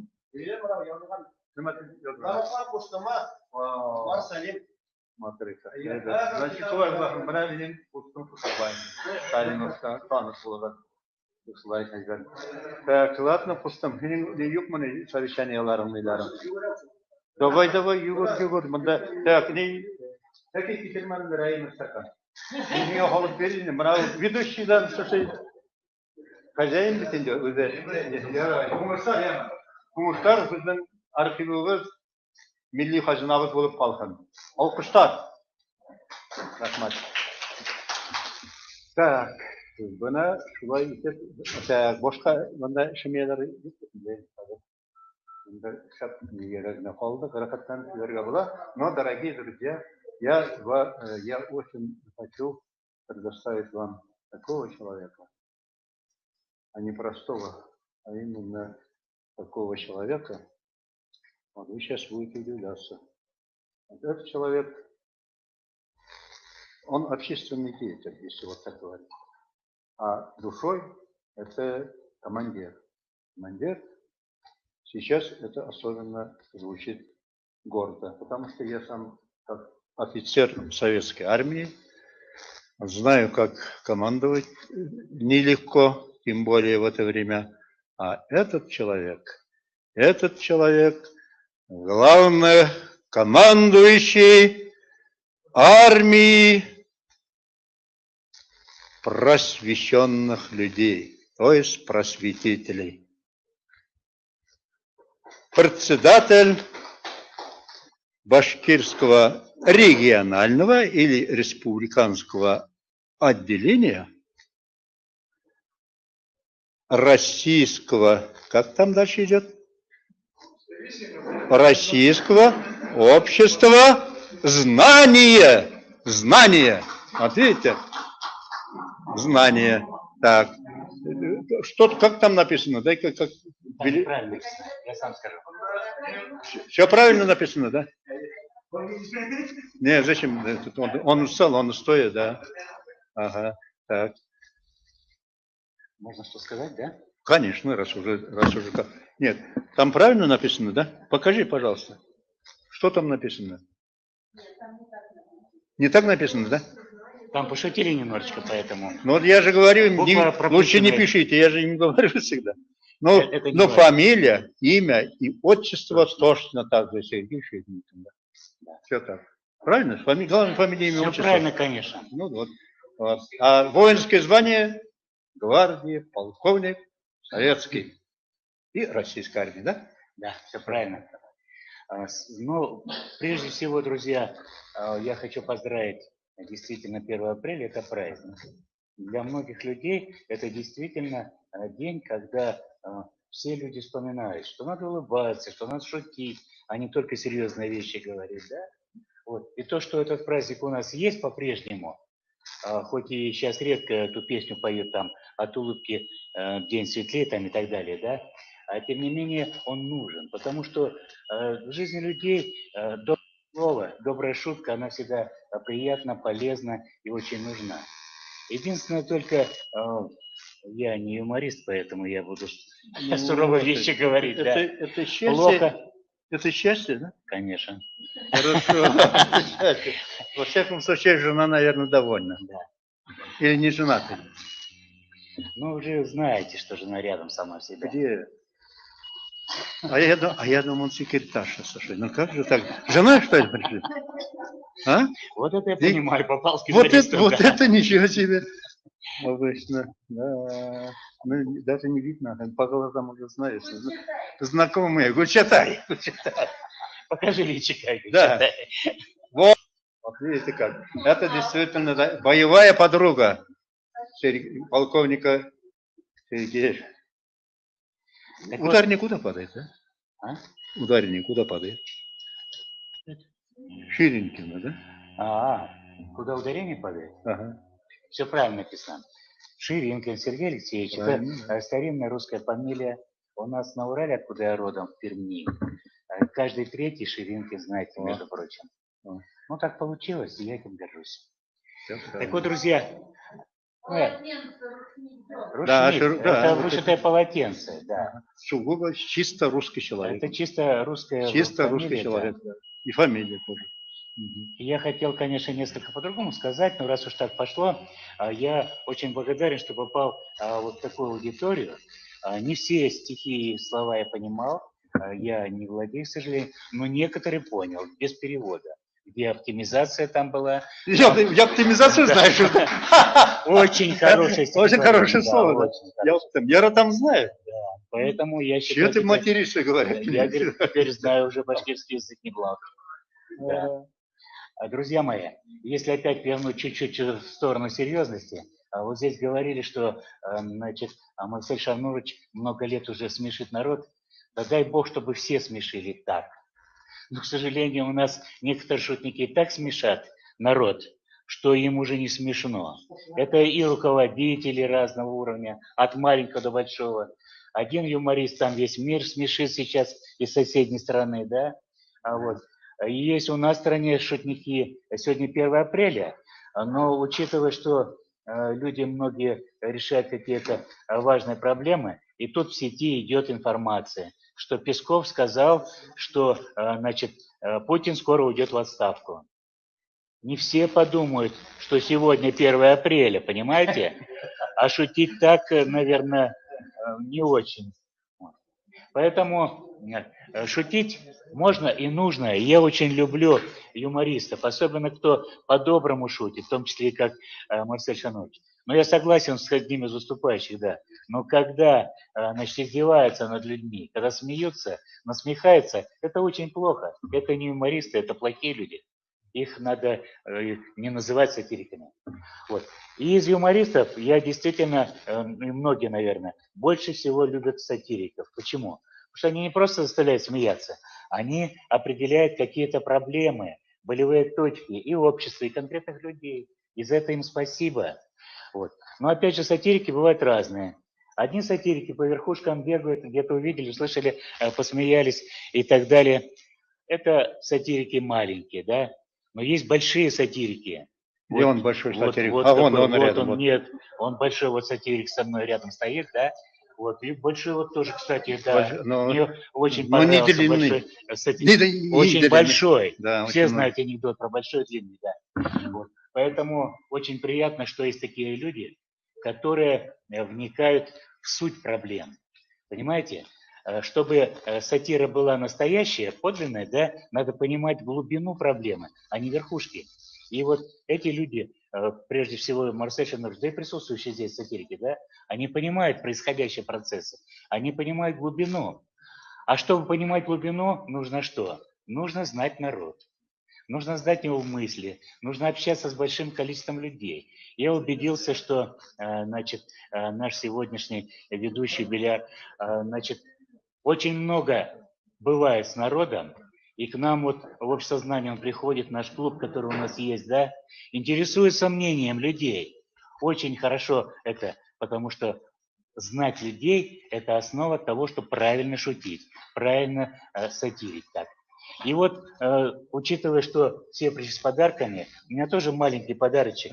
Значит, маленький, да? Маленький, совсем маленький, да. Еще большой нельзя было? Нет. Сил не хватило? Не хватило сил. Куда тут? Ну-ка. Девушки, вон какие. Ну, в следующий раз принесу. У меня есть такие. Давай. Так вот, друзья, у нас был проект недавно организован. Называется «А мне бабуля говорила». Это была встреча молодежи с бабулями, да, которые в непринужденной формальной обстановке давали какие-то советы. И вот потом на основании этого мы издали вот такую маленькую книжечку, которая называется «Советы мудрой бабушки». Причем, извините, при всем уважении к ученым, там, артистам и так далее, здесь слова простых людей, скажем так, от Софии. И вот настолько я когда читал, интересно было слышать, интересные советы. Поэтому я хочу пожелать нашему другу прочитать эту книжку, попросить его, да, и, может быть, она ему тоже поможет в очередных своих работах и остальных своих произведениях. Вот, возьмите, пожалуйста. Да, и еще в заключение я хочу сказать. Вот мне часто приходится выступать перед людьми, но я всю жизнь политработником был, преподавателем, а сейчас вот, по линии общесознания выступаю, да? И какая лекция может быть без каких-то крылатых выражений, интересных фраз там и так далее. И вот эти слова, которые придумал и написал Марсель Шанович про славян, сейчас очень актуальны. Бог создал славян не для того, чтобы бить, а для того, чтобы друг друга бить, а друг друга любить. Это очень актуально. И это прямо в точку бьет сегодня. Я обязательно буду это использовать фразу, потому что она очень правильная, очень четкая. Поэтому я желаю всем присутствующим успехов в вашей деятельности, да, ну а моему хорошему другу и сатирику новых произведений на пользу нашего народа. Спасибо большое. Вот это выступление, да, главного просветителя. А? Ладно, главного просветителя. А что они думают? Я тогда добавлю. Так, вот они переехали в новое. Ну, новоселье было. Ну, помещение, да, у нас. Да, помещение хорошее. Сейчас находится в курортной зоне. Представляете, там, ну, рядом люди там за деньги отдыхают и идут в санатории Зеленая Роща. А вот они там работают. Да еще, по-моему, зарплату ну, не платят, наверное, сами. Да, платят, да. Громадные, да. Вот видите, вот я туда, значит... 1/10 минимальной ставки, минимальной заработной платы. Я был там, сам лично проверил, как же, потому что я же член. Да, он член руководящего органа нашего. Вот, поэтому посмотрел, проверил, думаю, да, полы помыть или стены побелить. Ну, секретарь уже помыл. Да, секретарь говорит, это хорошо, вот это она уже сделала до этого. И потом, самое главное, я приз оставил ему. Так, а вот эту книгу. Наверное, не прочитал, наверное, да? Нет, еще не успел, конечно. Не успел. Вчера. Вот эту книгу я подарил ему, он был. И, конечно, другому бы жалко было бы, но я ему не пожалел. Потому что он носит борода, это очень советую. Больше ни у кого нет. Никакого бороды. Что-то мало. Да, что там академик, слушай, у меня даже усов-то даже бороды нет. Ну да, даже усов-то нет. Я знаю, что академик очень уважаю. Поэтому это очень хорошо. Давайте, читайте. Завидуйте, используйте. Если не читаете, сейчас я вам прочту хотя бы одно. Ладно, чтобы... Хорошо, спасибо. Да, давай. Потом позвоните, да. Ага. Спасибо. И вот эта книга, которая называется «Золотой человек». Вот, «Золотой человек». Многим золотым людям, друзьям, ну, не получается, не могу я говорить, это невозможно. Она вышла в Сирии «Золотой лифт. Писатели России». Представлены так, тут, здесь лауреаты вот этой серии, лауреаты Всероссийского литературного фестиваля «Лифт». Вот. Главный редактор, то есть редактор вот этого издания, вообще серии, этой серии, Маргарита Аль. Это известный российский поэт и философ. Понимаете, в одном месте. У нас есть отдельных поэтов много, слушай, и философов вот уже много, а вот в одном лице и поэтом, и философом. Попробуйте. Вот она как раз редактором является. И самое главное, вот, тут не только обо мне то, что там написано, а то, что я говорил. А говорил я на вечере в Центральном доме литератора, посвященном открытию Дней Башкортостана в Москве 22 мая 1997 году. Это годовщина же была, да. В 97 году. Нет, я говорю вот просвещенным людям, да. Ага. Вот. Ну, естественно, это, значит, было, считай, сейчас уже какой год уже? Вот уже четверть века прошло. Четверть века прошло. А это, значит, говорил, что было четверть века тому назад. Вот. А в этом, естественно, там это большой зал, и там наши поэты, башкирские писатели выступают все. Ну, как обычно, под конец быстро, давай по одному стихотворению. Сначала потом читали, потом так, я говорю. А за столом сидят Сергея Михалкова. Сергей Михалков, знаете его, да. Все наши корифеи. Мустай Карим, Расул Гамзатов, ну и многие, все они сидят. И я до сих пор помню, вот, Сергей Михалков, он знал меня, я же говорил, уже 80-х годов, и не только лично, но, естественно, по публикациям «Крокодиля» и ну, литературной газете, и особенно «Литературной России». Это издание он, конечно, знает. Вот вы знаете, он написал вот эту книгу, а вот она, по белому, по черному. Вот здесь его предисловие. Он так смотрит, сидит и вот так слушает, когда я говорю. Я говорю, ну, вышел, значит, ну, я говорю, имени нет, ни одного стихотворения не буду.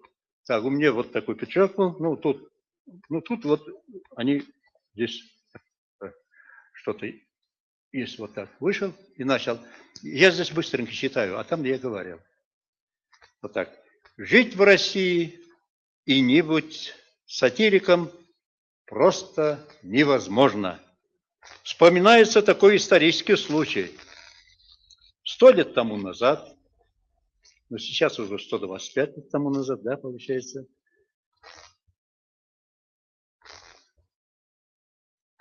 приехал в Башкортостан один урус. И вот он, увидев своими глазами, как жили наши предки, сказал: пропадет башкир, пропадет. Беспременно пропадет этот самый башкир. Так написал замечательный русский писатель. Не слышу. Конечно, Глеб Успенский, да. Вот видите, сразу люди просвещенные. В Москве не все знают. Вот, а тут уже мы знаем. Это Глеб Успенский. Слава Богу и Аллаху, башкир не пропал. А не пропал он не благодаря Богу и Аллаху, а благодаря, вот тут я немножко, надо было не только Богу и Аллаху. Ага, вот это, ага, да. Тогда же еще атеистический дух не ушел. Вот именно, да. Вот так правильно, да, согласны? Не только, а благодаря русскому народу. Да, именно крепко связав свою судьбу с великим русским народом, выжил не менее великий башкирский народ. И вот спустя 100 лет, ну сейчас уже 120 получается, так? Тогда 100 лет, приехал один башкир в столицу Урусстана, увидел своими глазами, как живут московские урусы, прочитал, что написано на фасадах их домов, а написано там все не по-русски, в 97 году. Слова-то какие-то заморские. Супермаркет, казино, шоп. И разговаривают новые урусы, тоже на непонятном старом башкиром языке. Пошел ты, шоп, ваучер тебе в глотку, бакс я на тебя положил. Послушал их башкир и выполнил наконец. Пропадет урус, беспременно пропадет этот самый урус. Быть может, башкир был несколько наивен и не очень разбирался в сложных столичных хитросплетениях, но знал простую истину: пропадет народ, если он забыл родной язык. Беспременно пропадет, каким бы великим себя ни считал. В таких вот невеселых раздумьях прошелся башкир по центральным улицам Москвы и оказался на окраине города. Выехал, там Переделкино туда. Вот. И вдруг там на заборах увидел он надписи, выведенные каракулями на чистейшем русском языке. Ельцин такой, Чубайс сякой. Ну, это я... Вы знаете, там по-другому написано. Правительство туда же.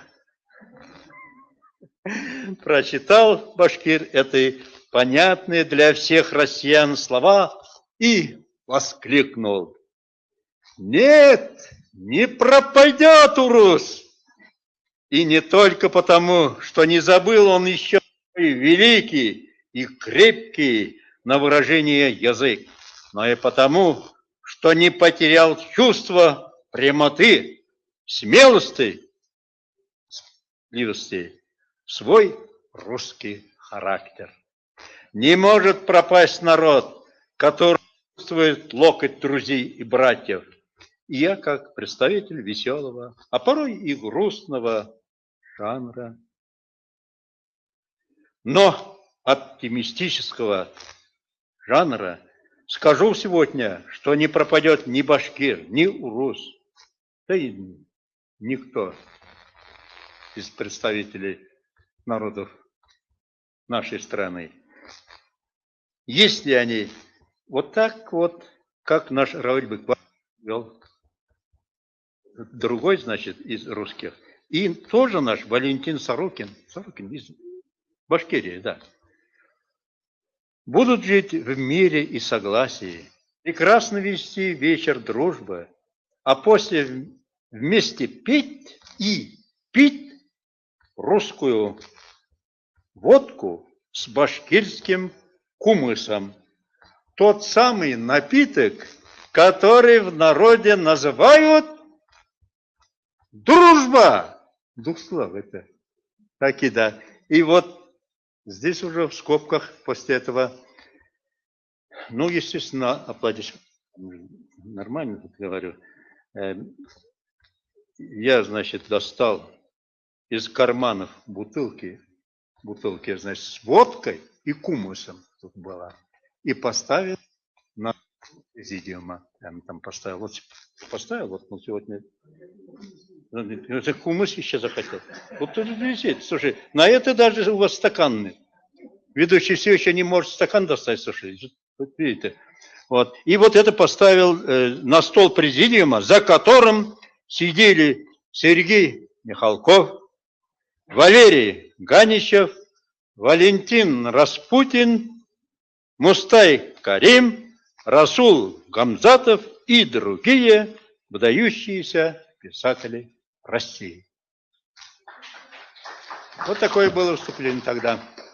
Вот. И поэтому вот эта книга, она называется именно «Сатира, юмор и не только». Вот эту золотую книгу я вам еще раз подчеркиваю, не пожалел давать. Вот, Леня, я тебе пожалел в этом, да. Даже тебе не подарил, потому что его есть перевода, а вот подарил я главнокомандующему армии просветителей. Потому что просвещение – это самое главное, я считаю. Вот почему так случается не так, как мы хотим, а именно это от недостатка просвещения. Так, после таких слов, естественно, мы перейдем. 30 сейчас осталось, да, у нас? 30 лет тому назад надо было нам, естественно, башкирский юмор, сатиру мы должны, ну как, расширять. А для этого был русский язык, через русский язык. И поэтому наш журнал, наконец-то мы добились, чтобы он вышел и на русском языке. Так появилось. Было очень трудно, вот особенно партийные годы, там надо было согласовать, ЦК надо через. А вот когда суверенитет получили, ну получили, суверенитет получает, ага. И, ну я подошел, там первому президенту нашему, Муртазу Губадильевичу, Муртазовой, вот так, он понял, он всегда, он на самом юмор уважает, тоже любит, он же директор, я хомяк был, очень мой, с ним шутку, где так все понимал он. Это я тот самый сатирик, который сказал, когда избрали президентом Муртазу Губадильевича, ну, случайно там попал каким-то, и тогда я был, часто ходил в Белый дом, как был я там как председатель Союза журналистов Башкортостана. Ну, там говорят, вот сейчас будет вручение не инаугурация, а вручение удостоверения. Не все люди. Вот смотрю, слушай, первое время было такое, наш брат говорит, ну, техно, а что он там, он не может быть, культуру, наверное, не понимает, литературу, так-то так. Вот эти люди, давай не будем на это голосовать. Смотрю, там уже как он его народ избрал, уже эти же люди, которые не хотели, они уже начали хвалить его. Я сижу, смотрю, и потом говорю после этого, да, мне там Муртазовой, bir günlük kişi var yine, herem bulayın. Что так говоришь, говорит, значит, пропадет. Ну, один был. Ну, нормально, хороший человек. Ну, вот мне там президент Булгашвитин кіші бұзыла, мына.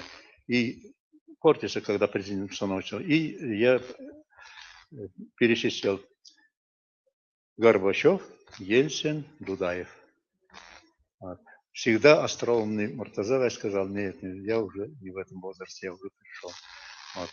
Тем не менее, вот он очень нас понял, и мы сразу буквально решили, журнал «Вилы» появился, значит, на русском языке.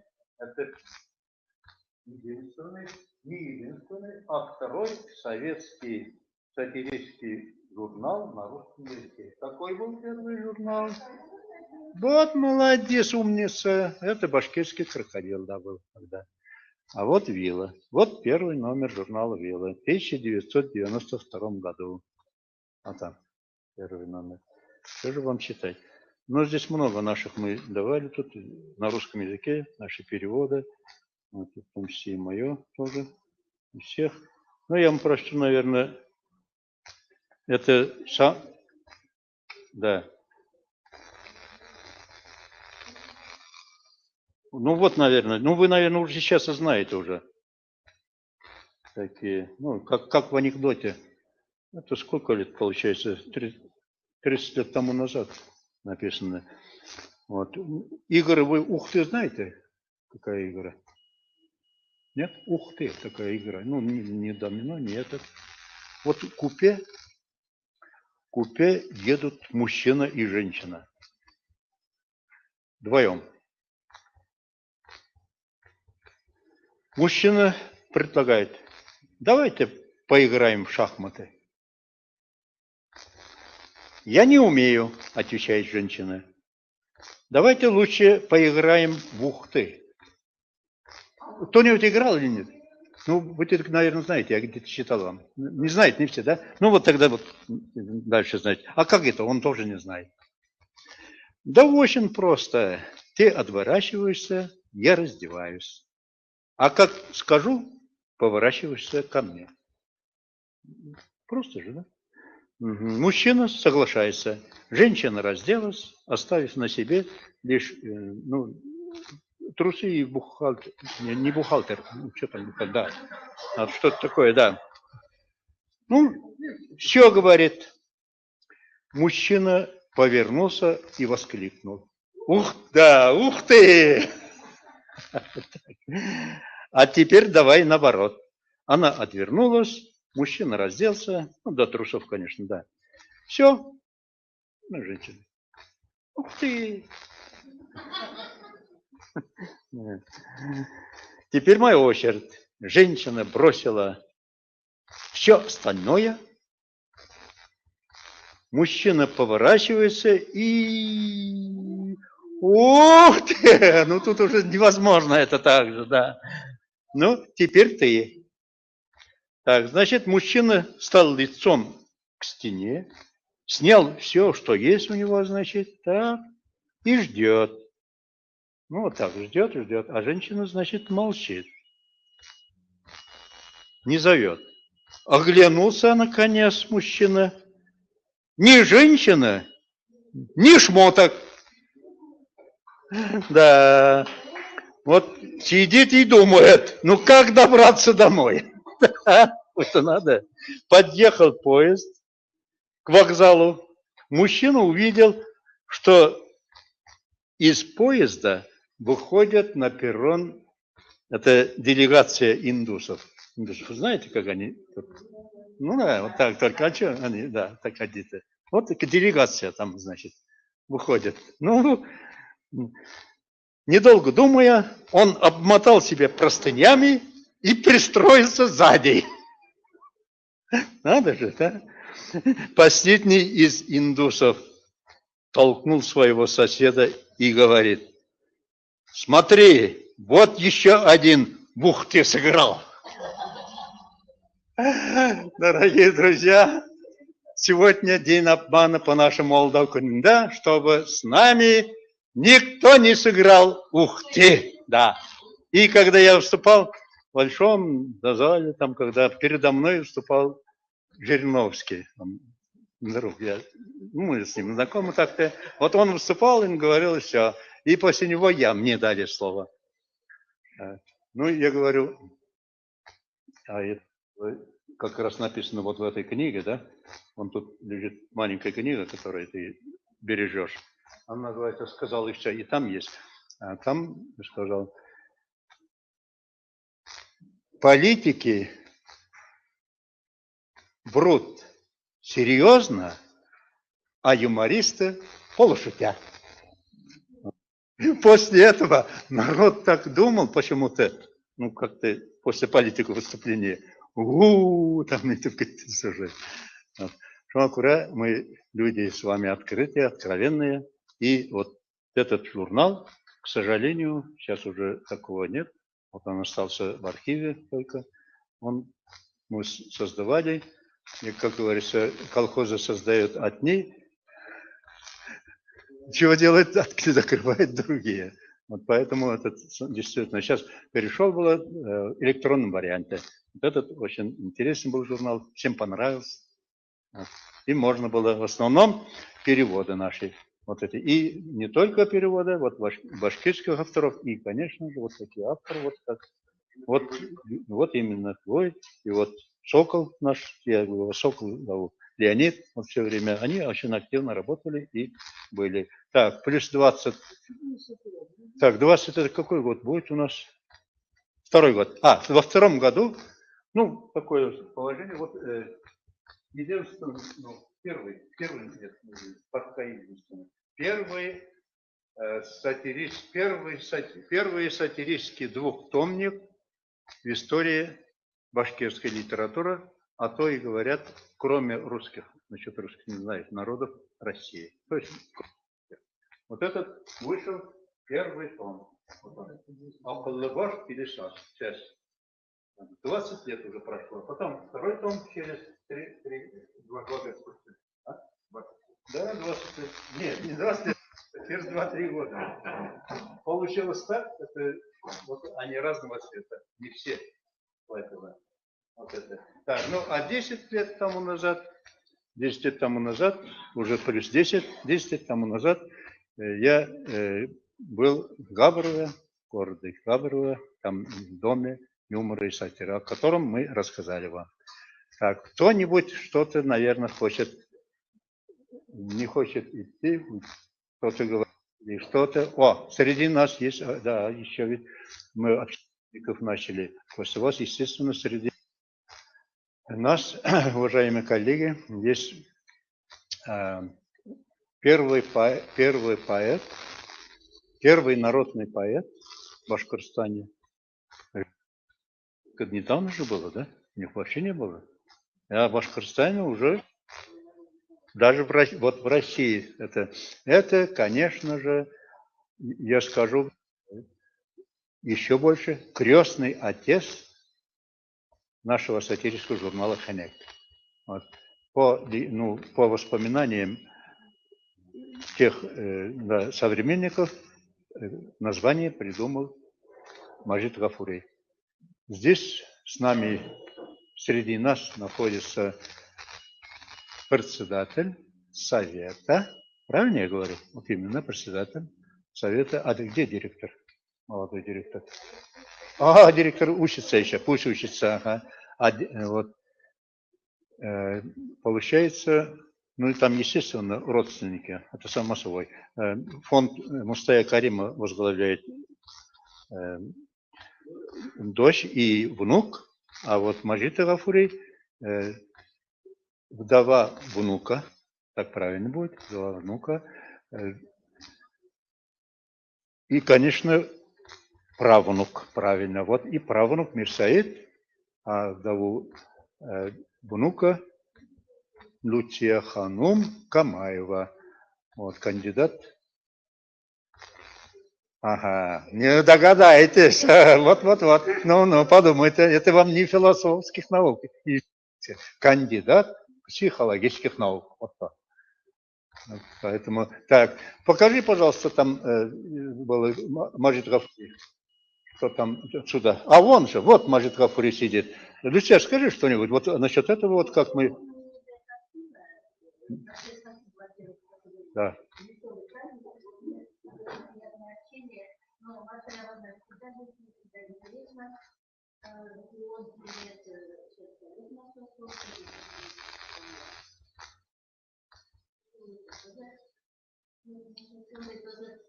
Лауреат премии общественной премии Микури, а лауреатом 21 года, прошлого года, продолжатель традиции, сатиры в общественной литературе, Марсель Салимов. Салимов, да. Конечно же, да. Еще есть лауреаты, Станев тоже покажет. Кто еще здесь? А? А, кстати, еще, ага.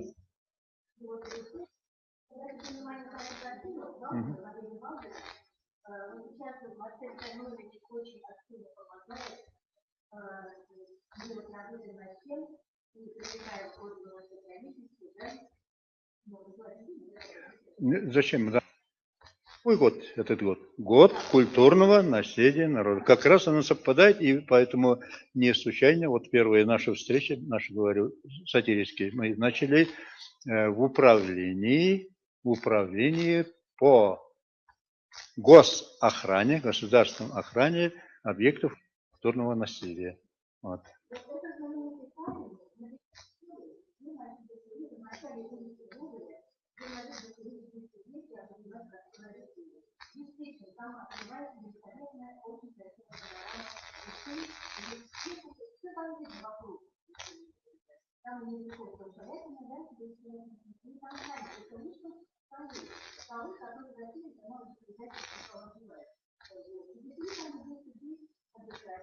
И туда приглашал всех гостей, которые к ним приезжали.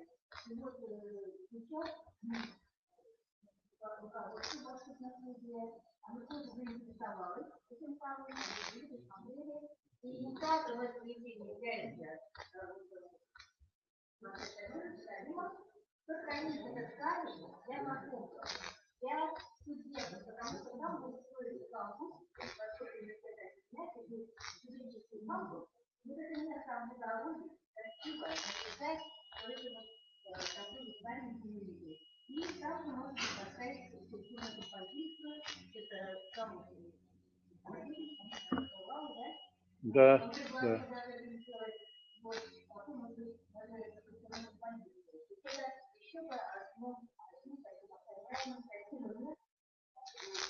Так, там второй фото, где Гафурей. Какой там второй? Ага. Ну все, вот этот камень. Видите,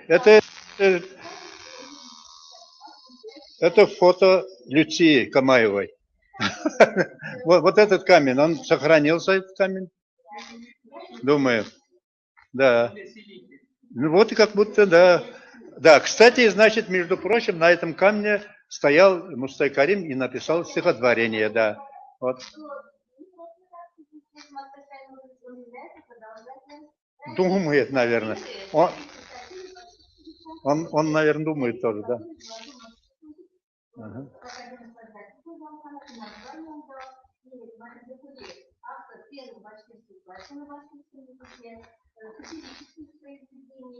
И вот об этом в достаточно мне хотелось сказать, что Сергей Алексеевич, да, вот интересно, что очень хороший статус,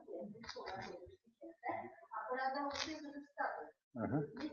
Внимание на фотографии. Да, мы эти данные, мы обозначим данные, так. Не имеет права слова. Да. А Шапалы уже вот от Шапалы не приписывали. Ну ладно, и вот на этот камень приходил еще совсем молодой студент Мустай Карим, тогда ему сказала. И вот он писал стихи, и в 1902 году, в 1903 он написал очень красивое стихотворение «Баштар Даркалван». Да. Вот это и все эти данные, это история, это все, это правильно. Вам огромное спасибо за то, что делать надо. И вот сегодня вы видели, кто этим занимается. А то иначе мы тут совсем отходим. У нас история получается почему-то. Да. Все, вот фонд.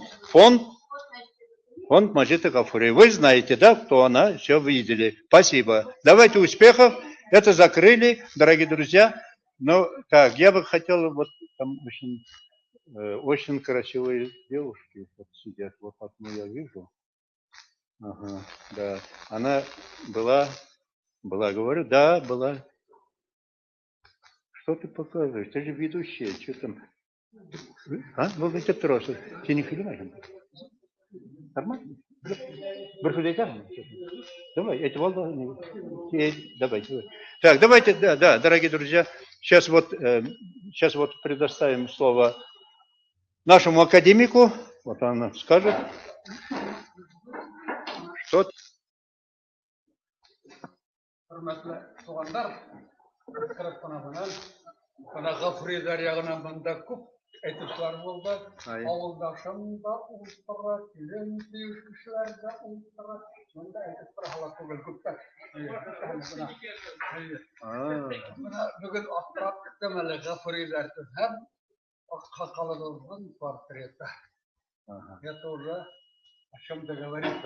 Район, да. Bana bal bugün ular tarih şu vakitte şu momentda tarih.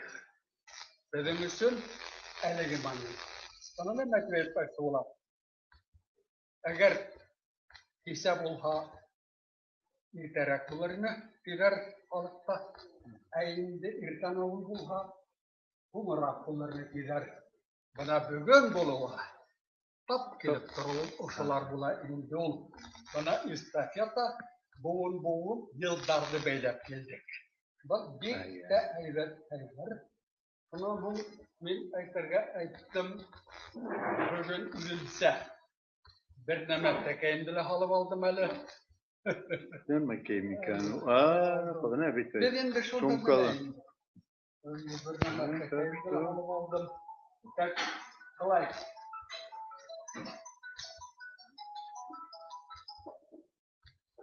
Бүгінгі күнде сыныпта бірінде юмор деген оның артында дәрін мағаналар ята. Ол ысын мағанасында оның үшін полет мысли керек, полет души керек. Шунан әлі әр немеге мөнәсәбәт білдіре керек. Нескә айтып білдіре керек. Оның үшін нескә білдіру Niyat yoksunna gana tugul bütün duz neska bildiru. Kayber kişi Allah'ta bitmezken mümkün. Bugünkü günde ısınlapsa satirik tarafı tradisiya boyunca kilhak. Bir Arslan ağayı bıldırla biləbiz bitinde. Sağit Ağış Alatayları bıldırla biləbiz bitinde. Bugünkü başkurt satirahın Şayan uyumun Külkül uyumun bütün dünyaga tarattan hem aytugin eygil 40 tilde, keminde 40 tilde tarattan eli buna uzamana bıraktırak. O bölümü satira, başkurt satiranın nurların tibeten, o şu temelde yetkerip tarattan kişi, titulların hanattırmayız, bilahegel. Isın mağanasında bugünkü satirabızın bayağı min uyduğunluğa etkeylik yeni atıp satirabızın yeni atı uydu. Bugünde min heluf bekirginde urlanın bulu tarakta gelip çıktı. Onlarga seçilmiş bu fetay. Başkurt kültüra medeniyeti turahında yazgan bir kitabımda bunda matırhat bugünse şairapta yazılgan bunu hep bulğun. Bula giteyim eli. Şuran bitinde yandırakkına konferensiya ötüp gitti. Bizim eligi uzamanlık şinetken yaşumay bilen onu handa yazıp durmanın buna sıktan. Onun tevgülüşünde biz kurt ölüşü oşu yigit turhanda. Bunlar şuna buna sesendir. Bu benim birinde inisiyatifim tuğen. Halık kureh ana Salim payda oldu fırağın kuvuk bilenlerinde kurehin tutkanlarda sesendir yarışını uyuşturganda. Belgehin. Һәм апаруп сәсәндәр ошында, ошы мужик тураһында язып ташлагандар икән. Язып ташлаган бар да, шунан мин әйтәм, уйлап утырам, һәм миңа мөрәҗәгать итә. Шул әйберне сыгара алсак әйбәт булмасын икән. Ярай икән, ярдәм итәрбез, сыгара алдык та, тәпте бите алып, һәм уйлап утырам. Язган шагыйрьләребез язган әйбердә бар бит әле бул мужикка арнап дип. Шунан уларга ла кыстырдым да, бана һин әйткән Yeni attığında. Yeni attığında birinci ülüşü.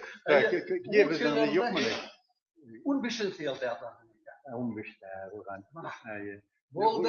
Bana hala bir yeterli kim fotoğraflar? Vat rahmet. Bana bir şey. Kim eyvallah. Selametlik. Toprak metre ana hazır. Ana fotoğraf değillerimde. Doğru. Bana bu tarihi fakat. Bana orijinal değil. Evet, normal. Normal mi? Или bu tayak mı bir şey tamam? Yok, senin de işte yani para. Hayır, oldu mu? Peki,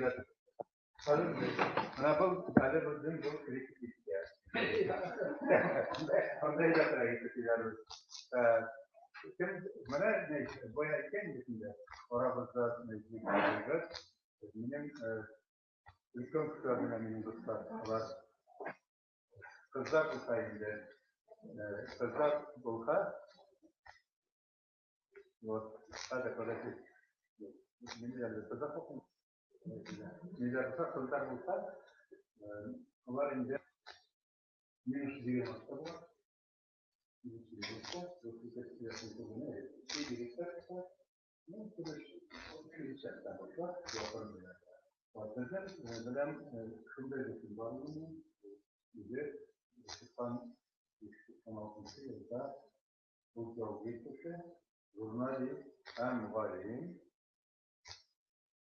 Ramazan tutusu. Ramazan Sorun var. Bu tatlı niyetinde de bu tatlı. Onun yerden bir tadı var.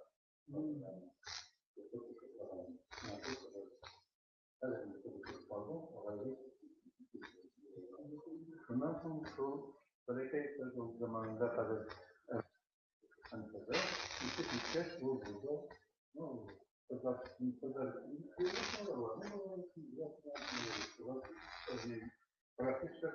практика потом найдена. Но не потом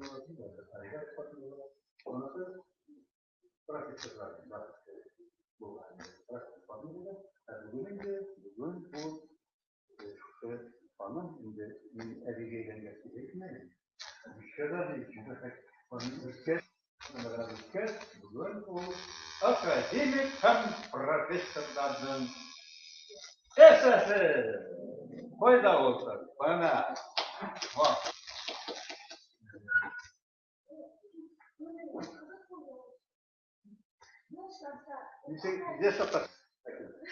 Есть что-то. Бирок халык вакили бит. Хин неме? Даже хин кандидат та түгел, дейме? Ай, хин кандидат мыны? Все-таки кандидат екен. Карадым мына. Менә минең көкмәти һәм, ну ладно. Ярай хит профессор түгелсең. Татоны. Давай. Ну, яшьлыкта мин шул атайымдын кызы булып йөрүнем кеше арасында. И һәм дә Газим Шафиковтың племянницасы булып йөрүнем. Ул әсәйемдең бер туган ине. Шуннан әдрәк яшәй торгас, Тимер Булатовтың хатыны булып йөрүнем, Вильма Миловичтың.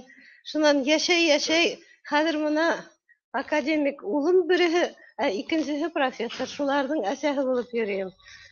Кайда барһам да Махмуд Вильевичтың әсәһеме, Шамил Вильевичтың әсәһеме диләр. Мин әйтәм, әйе. Шулай итеп моны, ну тагы бер нигем бар минең моны. Был ханым выступала, правнучка Мажита Гафури дип. Мин правнучка Хатип хәзрәте Халиков. Хатип хәзрәт Халиков ул Улы Үтәш авылында мәсетләр төзегән.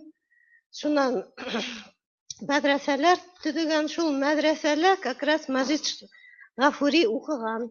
И Мажит Гафури ул турала ниндәйдер китабында язган. Вот ул Хатип хәзрәт минең әсәемдең Ağam. Bana şimdi şuşunday yakın kişiler bilen bulgansın. Şimdi Marcel ağayındı. bu şuna göre bir de yoktan gına çıkıp basmadı o böyle gel. Marcel ağay bilen biz buna atayım bilen dost bulganda. Şunun için. Şundan biz de dost bulup gittik. Ay. Biz niceptir tünne hüleşebidik telefonda. Şöyle benim profesörlerim de benim günlüğüne buluştuklar. Başka bir derinde. Bu sefer de çok ama. Bana bunda ne mevzu sapırmayız. Şilaret Şarifoviç mi? Yoksa O sapırmayın. nitem o kupla butıramın yok mu? La butıram. Bulay ne? Asılanı butırmay. Yalmayıp butıra. Şuna mına Marcel ağay bilen biz dost bulup gittik de biz niceptir anın bilen tünne hüleşebidik. Duruk diye batalım. Telefondan. Facebook'u. Bir 12. artıla bir yerden qaytala, mına men Yaڭa Awuldan eligine qaytdım dip şıltırata. Hin miňe şıltırat öyle dip WhatsApp'ta belekegine neyi bara. Eger de şıltırat alsaň davay şıltırat. Şıltıratam da şunda sakırdı ol meni davay birinde kilig. Потому что уже у меня сакыра, нигә тоже bir мероприятие сакырдылар. Мин анда Яңа Авылда булып калдым. Шуның бүтән обязательно. Так что Marcel ağay sizge uzun uzak yaşarga yazsın. Sizin talantınız, genial satirika yuğalmağın. Yaşayıp durğaz. Sizin kıvık satirikler yuğalmağın. Rahmat ayıp, rahmat buldu. Так что sizge sakırgan için rahmat, sizge hauluk. Hem uzun gümür. Rahmat yaray, ладно. Так. Bu tağırda aytıp bittim mi? Ne? Потому что odaktan artistlarga verem köşevi. Конечно, hinbetinde bir-birinden kalmazsın. Hinbetinde bana bu iptaş, duşu bilahilme, bu ne prosta kadar. Min anı zamdekanı tep yürü turgayным. O tartta kaldım. Neme de tam подсказка var da. Onda yazmaska kuşkaynym min anı. Men etem bunda derecesine korap tugöz kişilerini. İsimin aytırga değil. Вот профсоюзный деятель mana şu bulayında buna kadirgi zamanda. Biz bütünde barımızda профсоюз ағзалары болған кісілер. Партияларда то көбейіп кетті, то бітіп кетті. Неме қостым? Үйлеп жіберелім, нешік бұлар? Профсоюз әхелләре. Нешік yaşayırlar? Мат помощь странно или сам Курт Ранда. Ну, с Марсель Агаем мои знакомые вот тоже уже давно.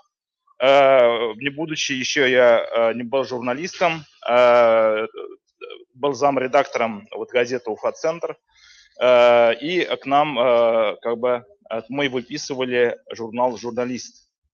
И вот Ильгизар Саньяров, вот у меня друг был, мой начальник, получается, он мне вот говорит, в этом журнале с нашей республики публикуются, и о нем публикуют. Это очень был авторитетный журнал по всей России, да, и вот именно где публикуются статьи о теории, о методике, да, как писать правильные статьи, там, так далее, мы учились как раз. И он говорит, вот с нашей республики только Марсель Салимов, да, очень авторитетный, оказывается, по всей России. Вот с этой поры не у меня как бы вот уважение к Марселю Агаю вот как бы так родилось, да, и вот с этого момента, как я его увижу, и к его уже вот не только к журналистской деятельности, но и к писательской деятельности вот начал присматриваться. Вот. И, конечно же, он активный интернетовец, да, как бы в Фейсбуке там, разных этих. Он мне лайк ставит, я ему лайк ставлю. Вот так и начали общаться, как бы, ну, и так, при встрече вот разные разговоры. Это неинтересно. Разные разговоры, да. Что-нибудь расскажи, какой-нибудь анекдот или что-то. Да. Кстати, вот сейчас очень солидные люди, даже вот депутаты Госдумы тоже у них вот они анекдоты пишут. Вот подарил мне анекдот от Дюганова, да? Вот когда. Кстати, вот сегодняшний номер газеты «Башкортостан» вот, тоже такой же. У тебя нет еще таких анекдотов? Нет, кстати, нет. Да? Я с интернета уже как бы по WhatsApp отправляю. Да. Вот, Марсель Агай, я как вот не только профсоюзный лидер, но и являюсь ученым, филологом. Вот, у меня вот уже третья... Ну, не философ, да ведь? Не философ, третья монография. Вот третью монографию свою вот даю от меня как бы с надписью. Основные тенденции развития поэтики башкирской прозы. Начиная вот поэтики. Как раз главный редактор у нас Гнет Аласфиулович, мой Остаз. Отец. Остаз Батаргаревич и вот Гнет Аласфиулович. Че, я думаю, ты такой умный? Конечно. Такие слова говорят, прямо научные. Вот сәлде котлайым, ошындай да күркәм. Не байрам менен. Общий байрам. Мы даже не смогли. Я не знаю, вот нас не слушают, не могут из других. Откуда-то, да, вне этого зала. Или они слушают, но не могут, да, говорить? Да. Говорить не могут, да. Да. Ну, вот барган да котлайым, и обязательно. Вот. И вот, конечно же, чтобы в будущем вот таких встреч так было больше, и чтобы мы вот уже, я мечтаю, чтобы вот о наших писателях, поэтах писали как бы в литературных журналах. Вот, кстати, вот сегодня смотрел список РИНЦ журналов о писателях, как бы вот научно-исследовательской статьи, да ведь? О Марселе Салимовой пока я не нашел. Да, и поэтому вот на будущее надо бы именно исследование вот его творчества, его литературной мастерской обязательно начать, да, и со студенчества в первую очередь. Рахмат. Ладно, молодцом. Да. Значит, профсоюз будет жить.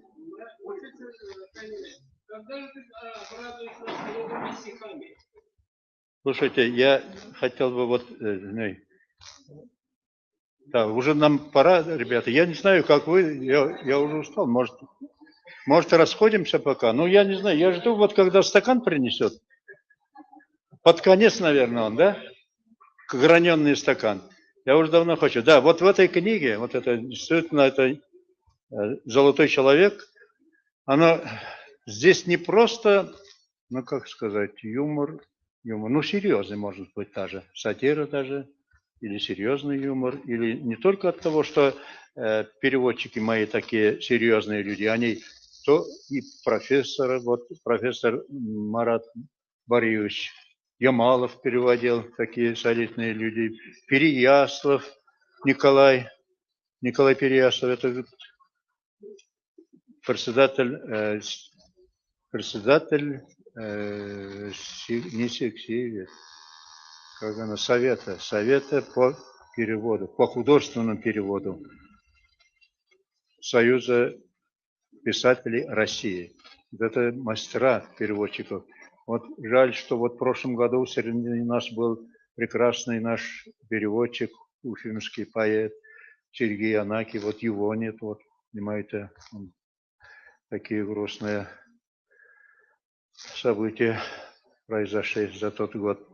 Я вот сейчас хотел бы прочитать по теме, вот какой же вот, мне сказал бы кто-то, например, вот поэт, ну сейчас же у нас очень модно люди,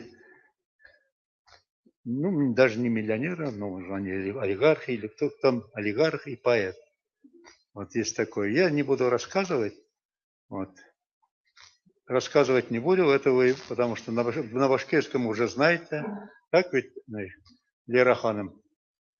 Вот вы, не на башкирском, а вот в конце, вот они встречаются, если на русском, два человека, вот два, из России. Вот. Я вот сейчас прочту в переводе Марата Ямалова. Миллионер и поэт. Для сюжета есть причина. Время смутное, полное. Повстречались два мужчины за бугорной стороне. Прохиндей, счастливо ликий, лапу сунувший в бюджет, и печальнее горемыка. Назовем его поэт. В светлый час и в дни разрухи славил он свою страну, потому от голодухи ноги чуть не протянул. Беззастенчивый ворюга был расчувствоваться рад, и поэту, словно другу, говорит: ты знаешь, брат, подвиг я совершил огромный, и считай в последний час от России миллионы за границей нынче спас. Что, служить родной державе? Да она обречена, нищебродкою в канаве доживает век она. Пожалеет? Какая жалость, дряхлое же существо, ничего в ней не осталось, понимаешь? Ничего. Мир построен на обмане, у старухи шансов нет. Но сказал, как отчеканил богачу в ответ поэт: вы не все еще украли у России, господа, но сокровище едва ли будет вашим никогда. В разграблении программы никогда не попадет работящий и упрямый, неподкупный наш народ. Знайте, кровососы, воры, что иной грядет исход. У России есть опора, и она не пропадет. Вот так ответил поэт.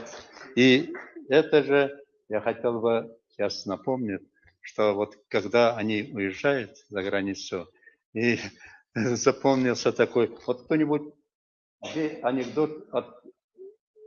Куда она исчезла? Я не помню, вот кто-то взял, да? От Дюганова. Тоже такие политические, это такие же. Вот я не знаю, вот откуда это. Ну, это, как говорится, народное творчество, народное творчество. Но, во всяком случае, мне рассказали вот так. Не я придумал. Ну, уезжаю сейчас уже, ну, вы знаете, да, тот уехал, этот, ну, по фамилии там, я уже ну, туда, за бугор.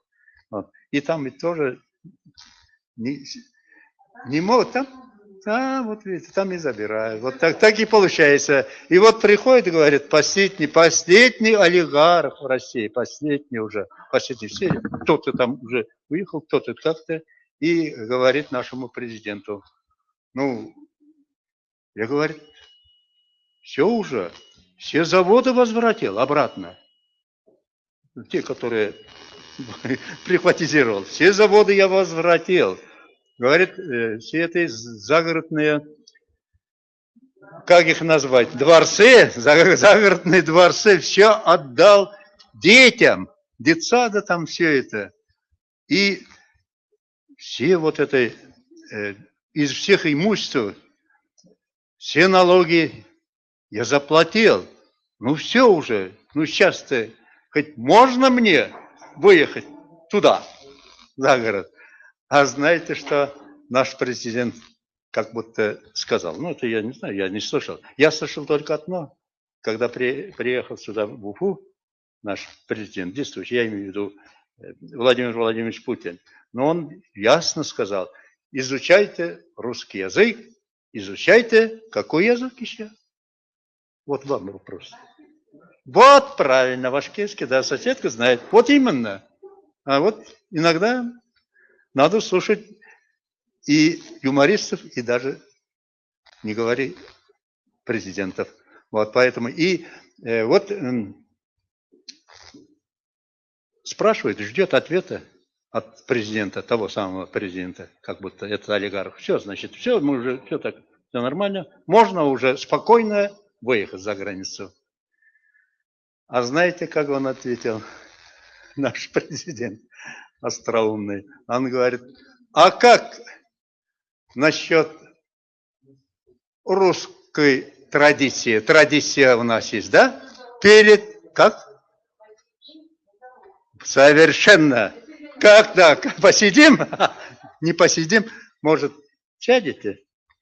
Да, сядете на дорогу. Посидим. Может, сядете перед дорогой. Вот поэтому это, как говорится, народная мудрость. Поэтому, дорогие друзья, сейчас мы, значит, все уже, тут, я думаю, все мы говорили, все мы думаем в одном направлении. Так вот, наконец, у нас среди нас находится артист. Артист не простой, а именно поэт, поэт-песенник. И на этом, я думаю, сегодня мы завершим. Все остальные. А? Да, вот поэтому. Лира Паян айтмайым тени бетінде. Лира Паян, у нее будет отдельная ее, айтып что? Да, ты давай. Марсель. Да, где не гармон? Yok, garmonsuz gene bu kan. Ну давай. Уники. Кто не знает его лучшего друга Чурагула? Я знаю. Моего брата. Брат. Марсель Агай, жур рахмат сізге. Я и по-русски, и по-татарски, и по-башкирски расскажу, ладно? Марсель Агай, я вам очень... Плохо, когда все языки знаешь. Хорошо, что ты китайский не знаешь. На китайский я уже изучаю. Ага. Я практичный человек. Марсель Агай, вы в моей жизни, у вас огромное место есть. Я член 2 союзов, ну, Башкортостана я имею в виду. Союз писателей, союз журналистов. В оба союза вы меня, как говорится, ну, когда вот большое такое собрание собралось, меня можно пустить туда, нельзя. Марсель Агай один раз так культурно улыбнулся, стукнул, и я стал членом и суперчленом. Это уже история.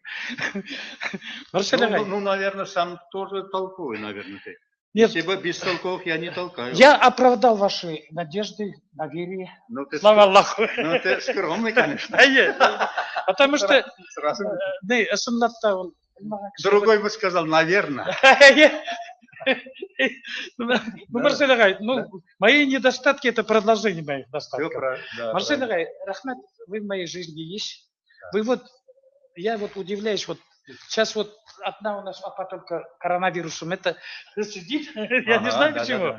Марсель Агай, я вот удивляюсь, или наш Вали Валиевич, Владимир Владимирович стукнул, коронавирус убежал, или он от вашего юмора убежал. Я вот до сих пор не могу ответить себе.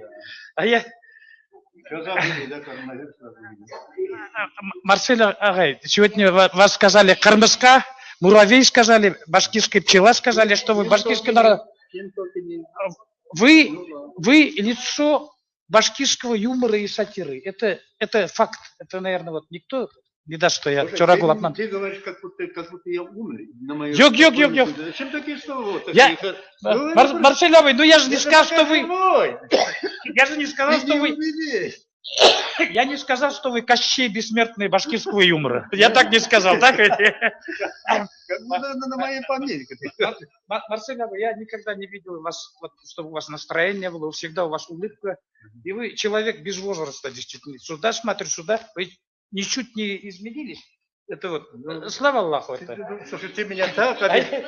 Слушай, ты меня так обижаешь, конечно. Я думал, умные люди говорят, ну ты, слушай, раньше был ты что там, а сейчас стал лучше. Нет. Умнее, красивее. Марсель Агай, у вас умный юмор, во-первых. Вот как мировые юмористы пишут, сіздің юморыңыз башкирца, татарша айтып айтканда юмор, квадратный түгел. Марсель Агай, желаю вам всего самого хорошего. Радуйте нас всех, ладно? Да, спой, давай. Так, итак, послушаем. А то живого... Микрофон шлей ме? Нет, шлей, он очень хорошо, он сейчас пойдет, там может послушать. Так менің 1000-ден артық жерім бар, ну мне все говорят. Более 1000. Более 1000? Ай-яй. В 13 году было. Авалы кеше тасмалардан аяғыла ятмаңдар, ниндей мұңғу әлейінде тілед қалған гармондар. Әйт ауылым қойдағың, мұң қойдағың, әйт урам, аула үйлеген гармонлы, яшілігімді ағынам. Марсель Агай. Отлично. Слушай, вот, да, аплодисменты. Вот у нас есть, я же еще хотел бы сказать как раз-то, вот эту книгу «Лифт». Лифт это означает всероссийский литературный фестиваль фестивалей. Вот это. Поэтому я сказал, что руководит этим большим движением, международным движением, поэт и философ в одном лице Маргарита Аль, которая является редактором вот этой книги. Вот. А победа, здесь победителей, вот кто станет золотым лауреатом, на его родине проводится фестиваль. То есть для меня было, ну, естественно, Крым, потом после этого Кедров, вы знаете, наверное, это наш великий ученый и поэт, поэт-авангардист, не просто, да, вот он стал, и провели в Москве. После него, значит, Сочи, Ветрев, мой друг, хороший поэт тоже. А от него, значит, Николай Шамсутдинов, Тюмень пошло, значит, вот это знамя, переходящее знамя. А от Шамсутдинова, значит, от Тюмени опять в Москву вернулся, там победил поэт-песенник Виктор Пеленягре. Вот что он написал, вы, наверное, помните, как мы пели даже, да? Вот и вот наш башкирский Виктор Пеленягре. Понял, да? Так что, да. Вот и тебе знает весь мир наш башкирский, татарский и тюркский, да. Поэтому успехов тебе, ты очень хороший человек. Орден, да, вот Абай. Абай получил, слушай, отлично. Молодец, а как же. Ты ведь человек, почему он такой, из района Кармаскалинский, я переводил русский москвичи. Это означает муравьиный район. Понимаете, там люди работают как муравьи. Да, вот поэтому такой же. Ну что ж, спасибо огромное. Можем сейчас завершить спокойной душой. Вы даже спели, слушай, совсем трезвые спели.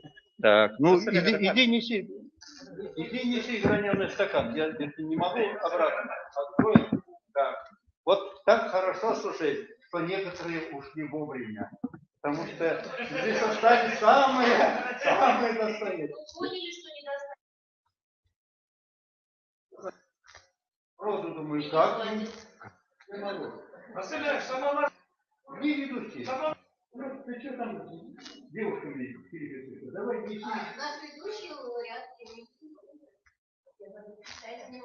Ну, нельзя же вот так договориться. Так, неси стакан. Ну, стакан несите. Граненый. Да, граненый. Я же не могу это так.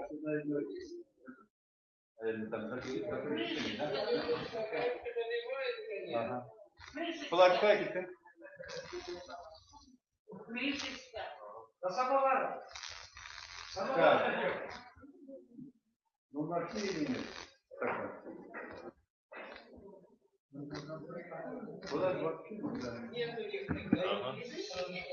Так, уважаемые... Нет, потом закрою. Ну, я же открывать должен. Иначе как же так? Это же даже... Так не бывает. Даже должен стрелять этот. Дай сюда. Давай сюда. Дай сюда. Да, конечно. Конечно, интернет. Дай сюда. Дорогие друзья, те, кто... Так, подождите, посмотрите.